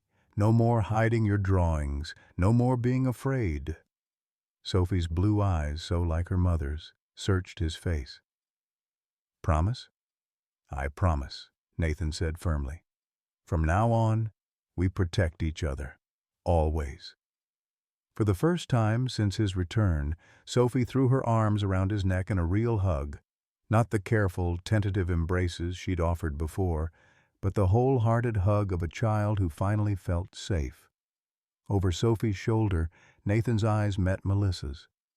The road ahead would be difficult. Investigations, possible court proceedings, the inevitable counterattack from Barbara. But in this moment, as Sophie's arms tightened around his neck, Nathan knew with absolute certainty that they had taken the first crucial step toward breaking the cycle of abuse that had claimed 3 generations of women in Barbara's family. And Sophie, with her mother's artistic talent and her father's resilience, would not become the 4th. The immediate aftermath of Barbara's departure brought not the peace Nathan had hoped for, but a different kind of chaos. Sophie remained clingy, startling at every unexpected sound. Melissa moved through the house like a ghost, her identity untethered now that she'd broken from her mother's control. The once immaculate home fell into mild disarray as the rigid cleaning schedule Barbara had imposed gave way to the natural rhythm of family life. 2 days after the confrontation, Barbara's first countermove arrived in the form of an official-looking envelope. Inside was a motion for emergency custody filed with the family court, citing Nathan's military-related PTSD, Melissa's history of mental instability, and Sophie's need for structured therapeutic intervention. A hearing was scheduled for the following week. "She's not giving up," Melissa said, her voice hollow as she read the document. "She never gives up." Nathan took the papers from her trembling hands. "We knew this was coming. Mark and Diana are ready for it." "You don't understand," Melissa insisted. "She's friends with Judge Hamilton. She donated to his campaign. She hosts fundraisers for his church. And now she's being investigated for child abuse," Nathan reminded her. "Even friendly judges have limits to their favors." But Melissa's fear proved partially justified. The following day, a representative from Nathan's command called. There had been concerns raised about his mental health following his deployment. A psychiatric evaluation was strongly recommended before he resumed active duty. "Barbara has connections at the base?" Mark asked when Nathan called to inform him. "Not directly," Nathan replied. "But she's on the board of the Military Family Support Foundation. Plenty of senior officers' wives in her social circle." Mark sighed heavily. "She's playing hardball, building a paper trail to support her custody claim. If the military questions your stability, it strengthens her case." The pressure increased the next day when Melissa received notice that her position at the elementary school was under review due to concerns about recent personal challenges. The school board, where Barbara had served for 8 years, expressed their deepest sympathies but suggested a leave of absence might be appropriate. Most devastating was the impact on Sophie. Though physically safer than she had been under Barbara's influence, the 6-year-old now faced a new kind of trauma. Her school principal called to discuss concerning drawings Sophie had produced during art class, pictures of courtrooms and judges that reflected her anxiety about the upcoming hearing. 3 of Sophie's friends suddenly weren't allowed to come over for play dates, their parents offering vague excuses that all amounted to the same thing. Barbara was spreading her version of events throughout their social circle. 1 week after the confrontation, the full scope of Barbara's retaliation became clear when Nathan's bank called. The mortgage payment on the house had been rejected. Further investigation revealed that Barbara had been making the payments directly, a fact Melissa had either hidden or not fully understood and had now stopped. They had 30 days to catch up or face foreclosure proceedings. "She's trying to break us financially," Nathan told Mark that evening. "The house, Melissa's job, legal fees, she knows exactly where we're vulnerable." "It's a classic abuser tactic," Mark replied. "When direct control fails, they attack your resources and support systems." The next blow came from an unexpected direction. Tyler filed a complaint with the police claiming Nathan had physically threatened him during their confrontation. Though Mark was able to intervene and prevent formal charges, the accusation added another thread to the narrative Barbara was weaving. Nathan as an unstable, potentially violent veteran who posed a danger to those around him. By the time the custody hearing approached, Nathan and Melissa were exhausted, their savings depleted by legal fees and mortgage payments, their reputations under systematic attack in the community they had once called home. Even Diana Chen from CPS seemed frustrated by the barriers that kept appearing in her investigation: delayed records, witnesses who suddenly became unavailable, and bureaucratic hurdles that slowed the process to a crawl. The night before the hearing, Nathan found Sophie sitting on her bed, surrounded by drawings, dozens of them, covering every inch of her blanket.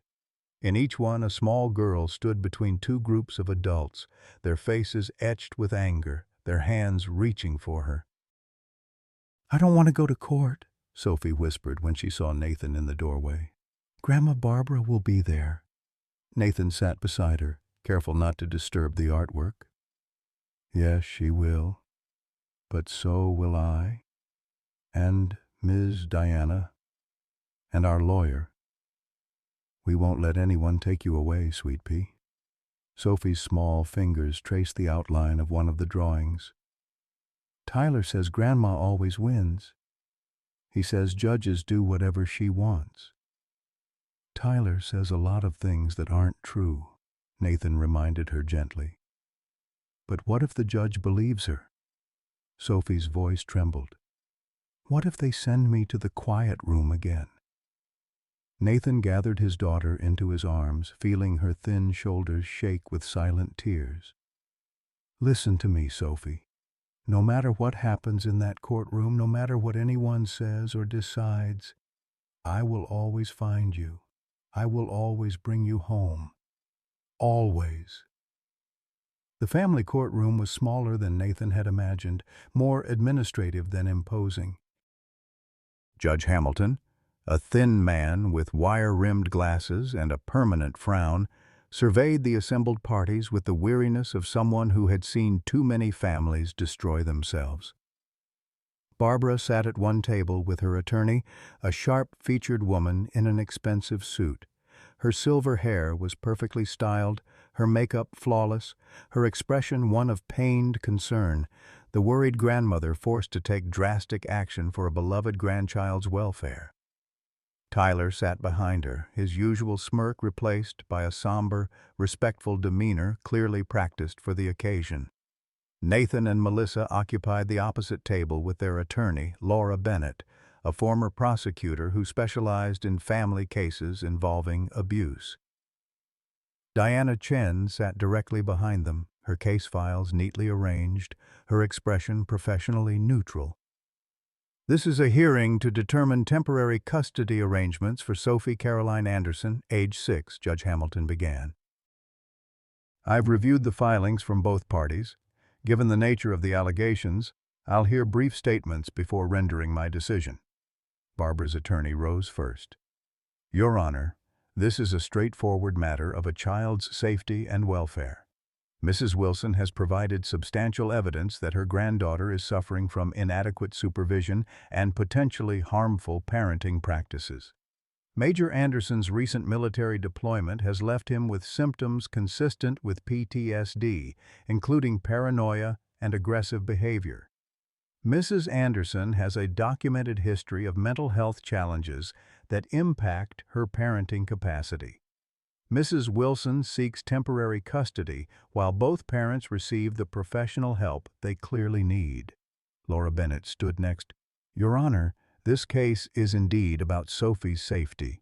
Her safety from a systematic pattern of physical and emotional abuse orchestrated by Mrs. Wilson. We have documented evidence of inappropriate discipline, medical neglect in the form of unnecessary medication, and deliberate psychological manipulation. Child Protective Services has opened an active investigation, and we ask that Sophie remain with her father while that process continues. Judge Hamilton nodded without expression. Mrs. Wilson, as the petitioner, you may speak first. Barbara approached the podium with dignified grace. Thank you, Your Honor. This is the most painful action I've ever had to take. I love my granddaughter deeply, and I've been actively involved in her care since she was born, but especially after the tragic loss of her mother. When Nathan was deployed, serving our country admirably, I should add, Melissa and I shared responsibility for Sophie's well-being. During that time, we observed increasingly troubling behaviors. She paused, dabbing at her eyes with a handkerchief. Sophie began having tantrums, harming herself, creating disturbing artwork, all consistent with the emotional instability her mother struggled with before her untimely death. On medical advice, we implemented a structured environment and appropriate therapeutic interventions. Sophie was improving steadily. Another calculated pause. Then Nathan returned, clearly affected by his deployment experiences. He rejected Sophie's treatment plan, accused me of abuse, and created a highly unstable environment. Most concerning, he's isolated Sophie from the medical professionals who were helping her. I'm not seeking to separate Sophie from her father permanently. I'm simply providing a safe, structured environment while Nathan gets the help he needs to be the father Sophie deserves. The performance was masterful, reasonable, loving, focused on Sophie's welfare rather than Barbara's control. Nathan watched as Judge Hamilton nodded slightly, seemingly receptive to the narrative. Major Anderson, you may respond, the judge directed. Nathan stood, feeling the weight of his daughter's future on his shoulders. Your Honor, when I returned from my deployment, I found my daughter changed, not because of any inherent condition, but because she was being systematically abused. Sophie had bruises she couldn't explain. She was afraid to speak freely. She was being medicated without proper diagnosis. She was threatened with isolation in a quiet room if she cried or showed normal childhood emotions. He maintained steady eye contact with the judge. Barbara Wilson has created a fictional medical condition to justify controlling and abusing Sophie, just as she's done with her own daughter for decades. She's used her social position and financial resources to enable this abuse and silence those who questioned it. The structure she describes consists of physical punishment, emotional manipulation, and inappropriate medication. The tantrums she references were Sophie's normal reactions to being hurt. Nathan's voice remained measured but intense. Your Honor, I've faced enemy combatants in war zones. I've navigated political complexities in foreign territories, but nothing prepared me for discovering that my own daughter was being abused by someone who claimed to love her. I'm not suffering from PTSD. I'm suffering from the natural reaction any parent would have to finding their child in danger. Judge Hamilton studied Nathan for a long moment. Ms. Chen, as the CPS representative, what is your agency's position? Diana Chen approached the podium. Your Honor, based on our preliminary investigation, we have substantial concerns about Mrs. Wilson's treatment of Sophie. We've documented inappropriate physical discipline, emotional abuse, and questionable medical practices. We've also identified a pattern of controlling behavior that extends beyond Sophie to Mrs. Anderson. Our recommendation is that Sophie remain in her father's custody while our investigation continues, with appropriate safeguards including no unsupervised contact with Mrs. Wilson. The judge frowned. Dr. Harmon's affidavit suggests Sophie has serious behavioral issues requiring specialized treatment. How do you reconcile that with your findings? We've consulted with independent medical experts who found no evidence of the conditions Dr. Harmon described, Chen replied. In fact, Sophie's behavior at school and with her father has been entirely age-appropriate when she feels safe. The medications prescribed by Dr. Harmon were inappropriate for a child Sophie's age and were not based on proper diagnostic procedures. Judge Hamilton turned to Melissa. Mrs. Anderson, you've remained notably silent in these proceedings. As Sophie's stepmother and someone who has witnessed both sides of this situation, what is your perspective? Melissa rose slowly, her hands visibly trembling. Barbara's gaze fixed on her daughter with the intensity of decades of control. Your Honor, Melissa began, her voice barely audible at first. For most of my life, I believed my mother knew best. Even when her methods seemed harsh or confusing, I trusted that she was doing what was necessary to make me stronger, better. She took a deep breath. When I became Sophie's stepmother, I allowed that same thinking to continue. If my mother said Sophie needed discipline, I believed her. If she said Sophie was showing signs of the same weakness that she'd spent my lifetime correcting in me, I accepted it. Melissa's voice grew stronger. But watching Sophie suffer, seeing her spirit diminish day by day under my mother's care, forced me to confront a terrible truth. What my mother calls discipline is abuse. What she calls structure is control. What she calls treatment is cruelty. Barbara's face hardened, her eyes boring into Melissa with unmistakable fury. Your Honor, Melissa continued, I failed Sophie by not protecting her sooner. I won't fail her again by staying silent now. My mother should not have custody of Sophie or any child. The quiet room at the camp she wants to send Sophie to is a closet where children are locked alone for hours. The treatment is physical punishment disguised as therapy. The structure is fear. Please don't send Sophie back into that environment. The courtroom fell silent as Melissa returned to her seat. Judge Hamilton removed his glasses, rubbing the bridge of his nose tiredly. I've heard enough for today. We'll take a brief recess, and I'll return with my decision. The 15 minutes that followed were the longest of Nathan's life. Sophie waited outside the courtroom with a court-appointed advocate, spared the details of the hearing but undoubtedly aware that her future hung in the balance.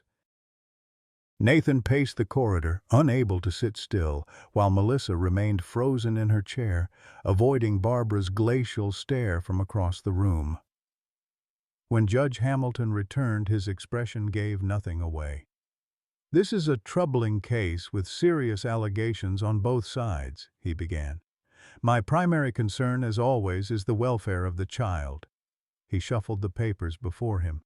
Mrs. Wilson has presented herself as a concerned grandmother with the resources and stability to provide appropriate care for Sophie. Major Anderson has characterized Mrs. Wilson as an abuser who has systematically harmed Sophie under the guise of treatment. Both narratives cannot simultaneously be true. The judge looked directly at Barbara. Mrs. Wilson, your standing in this community is beyond reproach. Your charitable work, your social contributions, your apparent devotion to family values all speak to your character. However, Nathan felt a surge of hope at that single word. The evidence presented by CPS is deeply concerning. The recorded conversations, the medical inconsistencies, and most significantly, the testimony of your own daughter suggest a pattern of behavior inconsistent with a child's best interests. Barbara's composed expression began to crack. Your Honor. I haven't finished, Mrs. Wilson, the judge interrupted firmly. I've known you socially for many years. I've attended your charity functions. I've benefited from your generosity to my campaign, which makes my decision all the more difficult, but all the more necessary." He turned to Nathan. "Major Anderson, I find the evidence supports your concerns about Sophie's treatment in Mrs. Wilson's care. Pending the completion of the CPS investigation, Sophie will remain in your physical custody, with Mrs. Anderson permitted to reside in the home as stepmother." Relief flooded through Nathan, but the judge wasn't finished. "However," Judge Hamilton continued, "given the serious nature of the conflict and its potential impact on Sophie, I am ordering a full psychological evaluation of all parties, including Sophie. I'm also appointing a guardian ad litem to represent Sophie's interests independently during the ongoing investigation." He looked sternly at all parties. "Let me be clear. This is a temporary ruling. Should the CPS investigation fail to substantiate the abuse allegations, or should evidence emerge supporting Mrs. Wilson's concerns about either parent's fitness, I will not hesitate to reconsider custody arrangements." Barbara rose, her voice tight with controlled fury. "Your Honor, I must object. This decision places Sophie at risk while an obviously biased investigation proceeds. I request an immediate stay pending appeal." "Request denied," Judge Hamilton replied firmly. "Mrs. Wilson, I suggest you focus your considerable resources on cooperating with the investigation rather than fighting it. If, as you claim, you've acted only in Sophie's best interest, you have nothing to fear from scrutiny." As the judge adjourned the hearing, Nathan felt a complex mixture of relief and apprehension. They had won this battle, but Barbara's expression as she gathered her belongings made it clear that the war was far from over. Outside the courtroom, Sophie ran to Nathan as soon as she saw him, throwing her arms around his waist. "Can we go home now?" she asked, her voice small but hopeful. "Yes, sweet pea," Nathan assured her, lifting her into his arms. "We're going home." Over Sophie's shoulder, Nathan saw Barbara watching them, her defeat temporary, her determination undiminished. Their eyes met briefly, and in that moment, Nathan understood with perfect clarity that Barbara Wilson would never willingly relinquish control. She would fight by any means necessary to reclaim what she saw as hers, including Sophie. The true tragedy had only begun. The weeks following the custody hearing unfolded in a pattern that Nathan recognized from military engagements, periods of tense quiet punctuated by strategic strikes. Barbara's approach wasn't to launch a frontal assault, but to wage a war of attrition, systematically targeting their resources and support systems while building her counter-narrative. First came the financial pressure. The mortgage company sent formal notice that they were 3 months behind on payments, an impossibility since Nathan had been making payments regularly from his military account. Investigation revealed that Barbara had been supplementing the mortgage payments without their knowledge, creating a financial dependency they hadn't realized existed. The actual monthly payment was nearly double what Melissa had understood it to be. "She did this deliberately," Melissa explained, her voice hollow as they sat at the kitchen table reviewing their finances. "Set up the extra payments through her foundation as a family support initiative, but never told me the actual cost. She knew eventually I'd be completely dependent on her." Next came the social isolation. Sophie's birthday party invitations were rescinded one by one, parents offering awkward excuses that all traced back to rumors circulating through Barbara's extensive social network. The whispers were strategic and devastating. Nathan suffered from combat-related rage issues. Melissa was mentally unstable. The custody battle was actually about Nathan's inappropriate behavior with Sophie. "This is how she operates," Melissa explained when Nathan expressed shock at how quickly their community had turned against them. "When I was 16 and started dating a boy she didn't approve of, suddenly no one would speak to me at school. The rumors said I had tried to hurt myself, that I was unstable. By the time she was finished, even my best friends believed I was dangerous to be around." Most concerning was Barbara's campaign to reframe the narrative around Sophie's welfare. She gave a heartfelt interview to the local newspaper about the tragedy of veteran families and the desperate need for mental health support for returning soldiers. While never mentioning Nathan by name, the implications were clear to anyone who knew the situation. She launched a new foundation initiative focused on children suffering from parental PTSD, positioning herself as an advocate rather than an abuser. Diana Chen from CPS fought valiantly against the headwinds, but Barbara's influence created obstacles at every turn. Key witnesses became reluctant to speak on record. Medical records were mysteriously incomplete. The guardian ad litem appointed to represent Sophie's interests, a well-respected family advocate named Janet Mercer, found herself in an unexpectedly difficult position when her husband's accounting firm suddenly received an audit notice coinciding with her first report questioning Barbara's version of events. "It's not a coincidence," Mark Sullivan told Nathan during one of their strategy sessions. "Barbara's using her connections to apply pressure anywhere she can.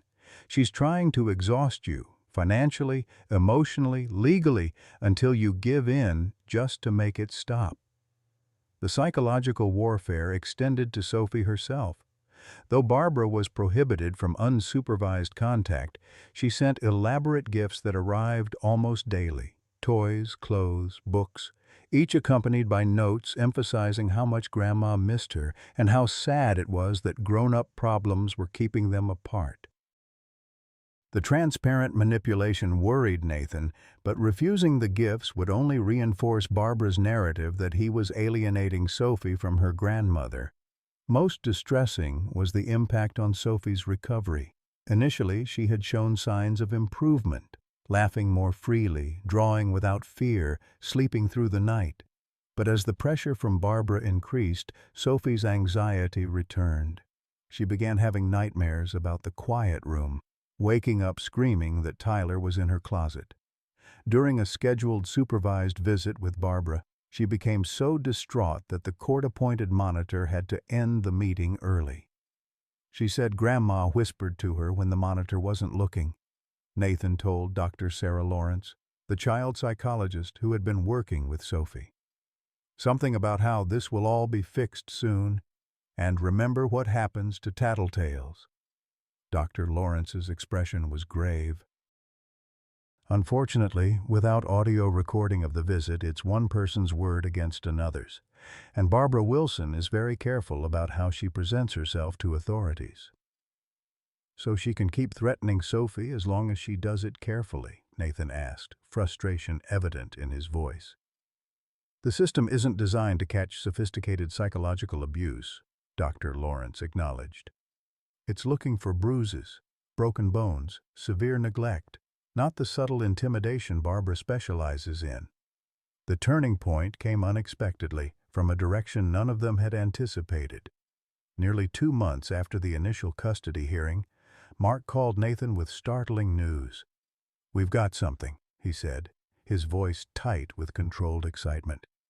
"Tyler was arrested last night for drug possession. Minor amount, normally just a citation, but he was belligerent with the officers. They took him in and he started talking, apparently trying to leverage information for leniency." "Talking about what?" Nathan asked. "About Barbara, about Sophie, about the camp and what really happens there." Mark's voice lowered. "Nathan, it's worse than we thought. The quiet room isn't just isolation, it's part of a systematic breaking program. Tyler went through it himself when he was younger. He says Barbara has been sending difficult children there for years, using her foundation to cover the costs, while presenting it as a charitable intervention." Nathan felt a cold weight settle in his stomach. "Did he mention other children by name?" "3 others. All from Barbara's social circle. We're tracking them down now." Mark paused. "There's more. Tyler claims Barbara was responsible for Richard Wilson's death. Said he overheard her admitting it to Melissa when she thought no one was listening." Something about him threatening to expose her treatment methods. The revelation should have been shocking, but Nathan found himself grimly unsurprised. Barbara's pathology ran deeper than any of them had initially understood. Not just controlling and abusive, but potentially homicidal when her control was threatened. "Will Tyler testify to this?" Nathan asked. "That's the complication," Mark replied. "He gave this information while trying to make a deal, but once he sobered up and called Barbara, he recanted everything. Said he was just making things up to avoid trouble, but—" Mark's voice took on a hint of satisfaction. "His initial statement was recorded as part of standard booking procedure, and the names he provided give us leads to follow." This new evidence catalyzed the investigation. Diana Chen obtained emergency authorization to interview the children Tyler had identified. Two families refused cooperation, but the third, the Brennans, whose daughter had attended the camp 3 years earlier, had recently moved out of state, beyond Barbara's immediate sphere of influence. 11-year-old Lily Brennan's testimony proved devastating. She described in clinical detail the treatment methods at Restful Pines: forced isolation for minor infractions, sleep deprivation, food restriction, and a technique called physical redirection that amounted to sanctioned assault.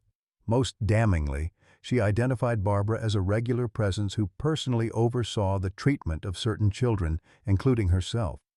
"She said I was too much like my mother, too emotional, too artistic," Lily told the investigators in her recorded statement. "She said she was helping fix me so I wouldn't end up crazy or dead. When I cried, she would tell the staff I was being manipulative and needed extended quiet room time." Armed with Lily's testimony and Tyler's initial statement, Diana Chen secured a warrant to investigate Restful Pines directly.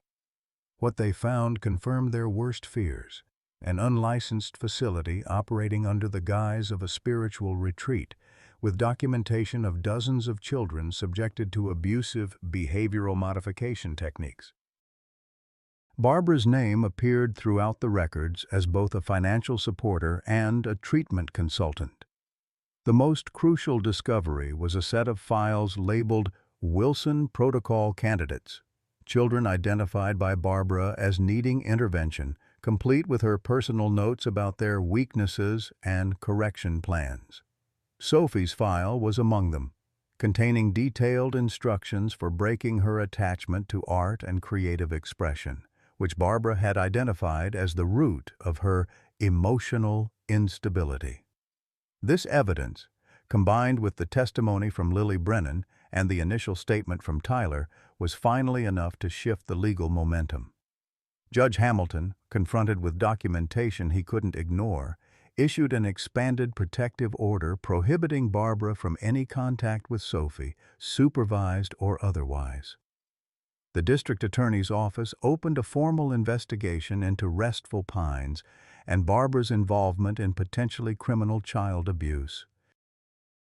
For the first time since the ordeal began, Nathan dared to hope that Sophie might truly be free from Barbara's influence. But he had underestimated the depths of Barbara's determination and her desperation when cornered. The call came on a Tuesday afternoon as Nathan was picking Sophie up from school. Mark's voice was urgent. "Barbara's gone. Emptied her accounts, cleared out her house, disappeared. And Nathan—" he hesitated. "Melissa's missing too." Nathan's blood ran cold. "What do you mean, missing?" "She was supposed to meet with Diana Chen this morning to review some new evidence. Never showed up. Her car's gone from the driveway. No note, no messages. Just gone." "She wouldn't leave Sophie," Nathan said, but uncertainty crept into his voice. Despite their united front against Barbara, Melissa had remained fragile, haunted by a lifetime of conditioning that couldn't be undone in a matter of months. "Maybe not willingly," Mark replied grimly. "There's more. Tyler's disappeared, too. And Nathan, we found something at Barbara's house before the forensic team arrived. A detailed floor plan of your home with timing notes about Sophie's schedule when she's alone in certain rooms. It looks like—" An abduction plan, Nathan finished, his military training instantly recognizing the tactical document for what it was. He looked across the schoolyard where Sophie was saying goodbye to her teacher, her blonde curls catching the afternoon sunlight, completely unaware that she had once again become a target. "I need protection for Sophie. Now." "Already arranged," Mark assured him. "Officers are on their way to the school. Don't take Sophie home. We don't know if Barbara has others helping her. Go straight to the station. We'll arrange a safe house until we find Barbara and Melissa." As Nathan ended the call, a familiar vehicle pulled into the school parking lot, Melissa's silver sedan. Relief flooded through him momentarily until he realized the driver wasn't Melissa. It was Tyler. Nathan began moving immediately, crossing the schoolyard in long strides. "Sophie," he called. "Come here, sweet pea."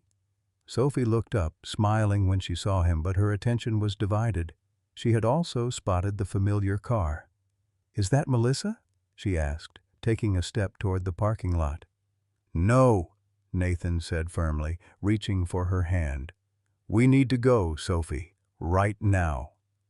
As he guided Sophie toward his own vehicle parked on the opposite side of the lot, Nathan spotted a second car pulling in. Barbara's luxury SUV driven by a man he didn't recognize. They were executing a pincer movement, approaching from two directions to cut off escape routes. Nathan scooped Sophie into his arms and moved with purposeful speed toward the school building instead of the parking lot. "Ms. Reynolds?" he called to Sophie's teacher, who was still supervising dismissal. "Call 911. Now."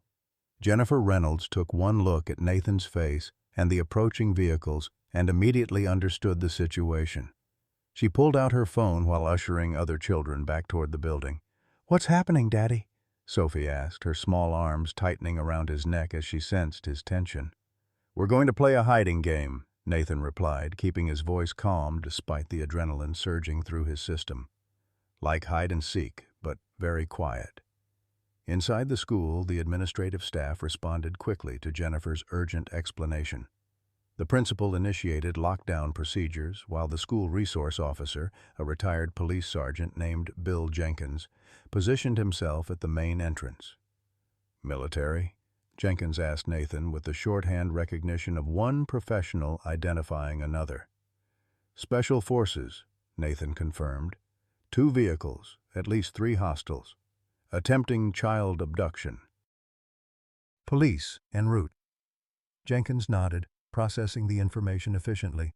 "Office lock room has reinforced door, no windows, down the hall, second right." As Nathan carried Sophie toward the indicated room, he heard the main doors open behind them, followed by Tyler's voice, artificially casual. "Hey, just here to pick up my sister. Mom sent me." Jenkins's reply was firm. "School's in lockdown, son. No one in or out until we get the all clear."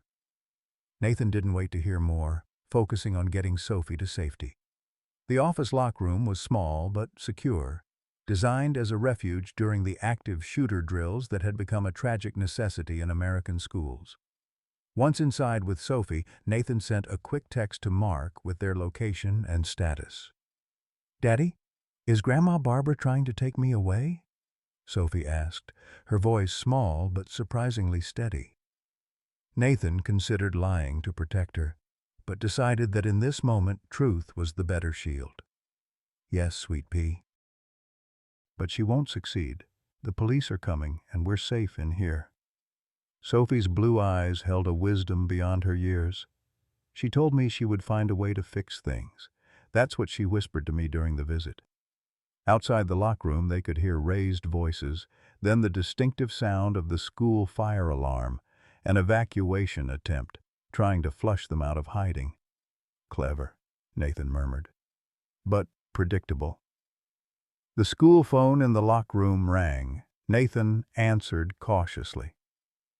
"Major Anderson?" Barbara's voice came through, controlled but with an undercurrent of desperation. "This has gone far enough. Bring Sophie out now, and we can resolve this reasonably." "Where's Melissa?" Nathan demanded. "Safe. Receiving the care she needs after her unfortunate breakdown." Barbara's tone was smooth, practiced. She finally admitted the truth, Nathan, about your anger issues, about your inappropriate behaviors with Sophie. She's very concerned for Sophie's safety. The manipulation was transparent, but Nathan played along to keep her talking while emergency responders had time to arrive. If Melissa has concerns, I want to hear them from her directly. She's sedated at the moment. The strain was too much for her fragile mind. Barbara's voice hardened slightly. Nathan, I'm trying to handle this discreetly, for everyone's sake. Don't force a public confrontation that will only traumatize Sophie further. You mean, don't force a public confrontation that exposes what you're really doing, Nathan countered. It's over, Barbara. The evidence from Restful Pines, Tyler's statement, Lily Brennan's testimony, it's all in the hands of the authorities now. For the first time, Barbara's composure cracked slightly. Tyler was confused, intoxicated. Lily Brennan is a disturbed child with a history of fabrication, and any documentation from that facility has been misinterpreted. I was working to reform their methods, not endorse them. Save it for your attorney, Nathan replied. The police are on their way. Melissa will be found. Sophie will remain safe with me. Your control is finished. Barbara's laugh was chilling in its confidence. Oh, Nathan, you still don't understand what you're dealing with. I've spent decades building my position in this community. One setback doesn't change that. One investigation doesn't erase my influence. I've weathered challenges before. From Richard, from others who thought they could expose me. Ask yourself what happened to them. The implied threat hung in the air between them. Are you admitting to Richard Wilson's death? Nathan asked, deliberately keeping her talking while silently activating the phone's recording function. Accidents happen, Major Anderson, especially to people who become inconvenient. Barbara's voice lowered to an intimate tone. This doesn't have to end badly for you. Return to your military career. Let Sophie come with me. I'll ensure she receives the structure and guidance she needs. You can visit under supervised conditions once you've completed appropriate therapy. Never, Nathan stated simply. Barbara sighed, as if disappointed in a stubborn child. Then I'm afraid you leave me no choice. If you won't be reasonable, we'll have to proceed with the contingency plan. Before Nathan could respond, the line went dead. Moments later, he heard sirens approaching, police response arriving at last. He held Sophie close, whispering reassurances, while mentally cataloging the possible contingency plans Barbara might implement and how to counter them. What he couldn't have anticipated was that Barbara's final move had already been set in motion hours earlier, not at the school but at their home, where Melissa had left a suicide note confessing to fabricating abuse allegations against Barbara at Nathan's coercion, claiming that the real danger to Sophie came from Nathan himself. The note, written in Melissa's handwriting but almost certainly composed under duress, was Barbara's insurance policy. If she couldn't take Sophie directly, she would destroy Nathan's credibility and create legal grounds for emergency removal on the basis of Melissa's dying declaration. What Barbara couldn't have known was that Melissa, despite years of conditioning and control, had found one last reserve of courage. Beneath the apparent confession, barely visible and deliberately smudged to appear accidental, Melissa had written a single sentence that would ultimately unravel Barbara's final scheme. Barbara is forcing this note. Believe recordings in Caroline's watch. The soft pink light of dawn filtered through the hospital curtains, casting gentle shadows across Sophie's sleeping form. Nathan sat in the uncomfortable visitor's chair where he had maintained his vigil for the past 3 days, watching the steady rise and fall of his daughter's chest. The doctors had assured him that she would make a full physical recovery. The sedative Barbara had managed to administer during the school confrontation had been relatively mild, designed to make Sophie compliant for transport rather than cause lasting harm. The emotional wounds would take longer to heal. Mark entered quietly, 2 coffee cups in hand. "Any change?" he asked, passing one of the cups to Nathan.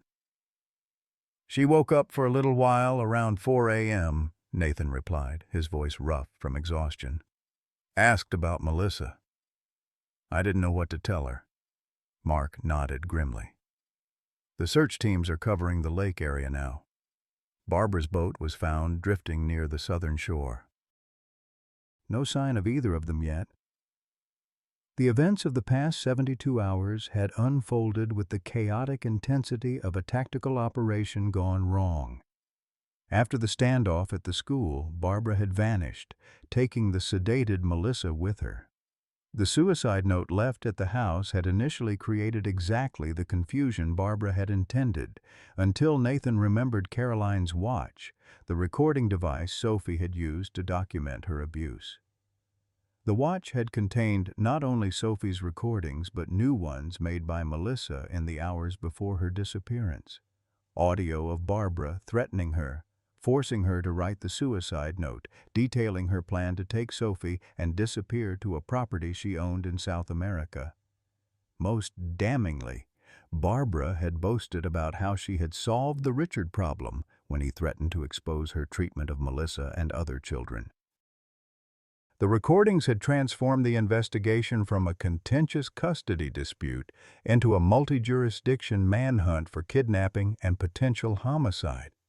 Barbara's extensive resources had allowed her to evade immediate capture, but her options were narrowing as financial accounts were frozen and transportation routes monitored. "The district attorney wants to interview Sophie once she's stronger," Mark said, sipping his coffee. "Her testimony combined with Melissa's recordings should be enough for indictments on multiple charges." Nathan shook his head. "She's been through enough. They have the recordings, the Restful Pines evidence, Lily Brennan's testimony. They don't need to put Sophie through more trauma." "I agree, and I've told them as much," Mark assured him. "But ultimately it might not be our decision."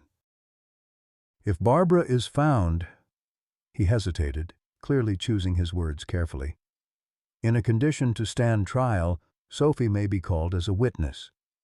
The unspoken implication hung between them. Barbara might not be found alive. The discovery of her boat near the deepest part of Lake Carson suggested possibilities neither man wanted to articulate with Sophie sleeping nearby. A soft knock at the door interrupted their conversation. Diana Chen entered, her professional demeanor softened by genuine concern. "How is she doing?" she asked, approaching Sophie's bed. "Better," Nathan replied. "The doctors say she can probably go home tomorrow." Diana nodded. "That's good news.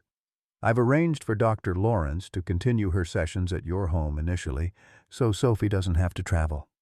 She hesitated, then added, "There have been developments in the case. Could we speak in the hallway?" Once outside Sophie's room, Diana's expression became grave. "They've found something in the lake, not bodies, but evidence. Barbara's phone in a waterproof case deliberately left where it would be found. It contains videos." She paused, visibly disturbed. Videos of Barbara talking about her intentions. It appears she planned a murder-suicide with Melissa. Nathan felt a cold wave of dread. Planned or executed? "That's unclear," Diana admitted. "The final video shows Barbara on the boat with Melissa, who appears unconscious. Barbara states that she won't allow Melissa to continue betraying the family, and that some weaknesses can't be corrected, only removed. She says that Sophie will eventually understand that this was necessary and that others will raise her with proper discipline once you're discredited." "Others?" Nathan questioned sharply. "Who?" "She mentions a network of like-minded individuals who share her philosophy about correcting weakness in children. The FBI is investigating those connections now." Diana's professional composure cracked slightly. "Nathan, the level of calculation is disturbing. This wasn't a desperate last act. It was one contingency plan among many that Barbara had prepared." Before Nathan could respond, commotion erupted at the end of the hallway, raised voices, the squeak of gurney wheels, medical personnel rushing toward the emergency department. Lake Patrol found someone in the water, a nurse explained as she hurried past. Female, hypothermic but alive. Nathan and Mark exchanged a quick glance before following the medical team, keeping enough distance to avoid interfering. Through the swinging doors of the trauma room, Nathan caught a glimpse of the patient. Melissa, pale and still, an oxygen mask covering her face as doctors worked to raise her core temperature. She was floating on a piece of the boat's cushioning, a Lake Patrol officer was explaining to the hospital staff. Must have been in the water for at least a day. It's a miracle she survived the exposure. Hours passed in tense waiting. Nathan divided his time between Sophie's room and the ICU waiting area, receiving updates on Melissa's condition as she stabilized. By evening, she had regained consciousness, though she remained too weak to speak at length. The preliminary story emerged in fragments, Barbara's increasingly erratic behavior as her plans unraveled, her decision to eliminate Melissa as a witness, the struggle on the boat that had ended with both women in the frigid lake waters. She kept saying it was my fault, Melissa whispered when Nathan was finally allowed a brief visit, that if I had been stronger, none of this would have happened, that I was forcing her to take drastic measures. Tears slid down her pale cheeks. She tried to tie weights to me, Nathan. My own mother tried to drown me. Nathan took her cold hand gently. You fought back. You survived. I didn't fight for myself, Melissa admitted. I fought because I knew what she would do to Sophie if no one stopped her. The question neither of them asked aloud, whether Barbara had also survived, was answered the following morning when Lake Patrol recovered her body from a rocky shoreline 2 miles from where Melissa had been found. The medical examiner would later determine that she had died from a combination of head trauma sustained during the struggle on the boat and hypothermia from the lake waters. Barbara Wilson's death marked the end of one chapter, but left many questions unanswered. The investigation into Restful Pines uncovered a network of similar treatment facilities across 3 states, all operating under the guise of religious or educational retreats, all practicing variations of the abusive methods Barbara had championed. Several prominent community members, people who had publicly supported Barbara during the custody dispute, were implicated in financial records as sponsors who had sent children to these facilities. When Sophie was finally strong enough to return home, the house no longer felt like the battleground it had been for months. Nathan had removed all the hidden recording devices, repainted Sophie's room in the bright colors she selected, and filled the refrigerator door with her artwork. Melissa, still recovering from her physical and emotional ordeal, moved into the guest room temporarily, needing space to process her complicated grief for the mother who had abused her throughout her life and ultimately tried to kill her. The healing process was neither linear nor simple. Sophie still had nightmares about the quiet room and sometimes grew anxious when Nathan was out of sight for too long. Melissa struggled with guilt over her role in Sophie's abuse and her lifetime of compliance with Barbara's cruelty. Nathan himself battled the recurring thought that he should have recognized the danger sooner, should have protected Sophie more effectively from the beginning. Dr. Lawrence, working with both Sophie and Melissa, emphasized that recovery would take time and setbacks were normal. What happened wasn't a single traumatic event, she explained during a family session. It was years of systematic abuse disguised as care. Unlearning those patterns is complex work. 6 weeks after Barbara's death, the district attorney's office closed their criminal investigation, citing sufficient evidence to have charged Barbara with multiple felonies, including child abuse, kidnapping, attempted murder, and potentially the homicide of Richard Wilson, though that case would have been challenging to prove in court. Tyler, who had fled to a cousin's home in Nevada, accepted a plea deal on lesser charges in exchange for his testimony about Barbara's methods and network. The civil litigation continued, with families of children who had been sent to Restful Pines filing lawsuits against the facility's operators and the professionals who had made referrals knowing the abusive practices being employed. Several doctors, including Dr. Harmon, faced medical board investigations and potential loss of licensure. For Nathan, justice was important but secondary to Sophie's recovery. He had taken extended leave from his military duties, focusing entirely on creating a stable, nurturing environment where Sophie could reclaim her childhood one small step at a time. The financial challenges remained. Barbara's death had revealed that their mortgage had indeed been partially paid through her foundation, creating a legitimate debt that couldn't simply be dismissed. But Mark had connected them with veterans assistance programs that helped bridge the gap, while Nathan explored long-term career options that would allow him to remain present for Sophie.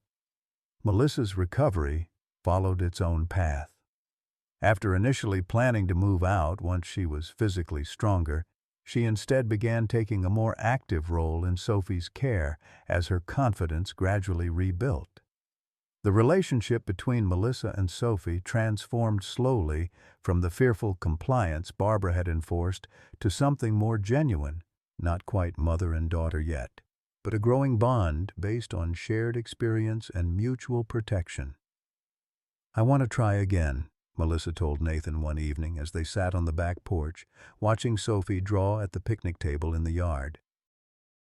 "Not just living in the same house, but being a real family. I know I failed Sophie before, I failed myself, but I'm learning to recognize Barbara's voice in my head and challenge it." Nathan considered her words carefully. Their marriage had been deeply damaged by the revelations of the past months, but not irreparably so. Melissa had been as much Barbara's victim as Sophie, conditioned from childhood to prioritize her mother's approval above all else, including her own welfare and moral compass. "We take it slowly," Nathan finally replied. "One day at a time, for Sophie's sake, and for our own." Across the yard, Sophie looked up from her drawing and waved, her smile still carrying shadows of her ordeal, but growing more genuine each day. She had begun sleeping through the night more consistently, had returned to school part-time, and most significantly, had reclaimed her art, filling sketchbooks with increasingly colorful images that Dr. Lawrence described as processing through creativity, just as her mother used to do. 1 year after Nathan's return from deployment, the family gathered in the living room for a small private ceremony. On the wall hung a portrait Sophie had painted of her mother Carolyn. Working from photographs and Nathan's stories, she had captured not just her mother's appearance, but something of her spirit in the vibrant brushstrokes and luminous eyes. "I think Mom would like how we're doing now," Sophie said, her voice stronger and more confident than it had been in months. "She always said art helps heal the heart." Nathan knelt beside his daughter, recognizing in her face the perfect blend of Caroline's creativity and his own resilience. "Your mom was very wise," he agreed, "and very brave, just like you." Melissa joined them, carefully hanging a small dream catcher beside the portrait, a craft project she and Sophie had completed together during one of their therapy sessions. "To catch the nightmares," she explained, "and let only good dreams through." Sophie reached out, taking Nathan's hand in one of hers and Melissa's in the other, forming a circle beneath Caroline's painted gaze. No one spoke for several moments, each lost in private thoughts about the journey that had brought them to this point. The battles fought, the wounds sustained, the healing begun. Outside, the late afternoon sunlight filtered through the oak trees, casting dappled shadows across the yard where Sophie's art supplies remained scattered on the picnic table, no longer hidden, no longer cause for punishment or shame.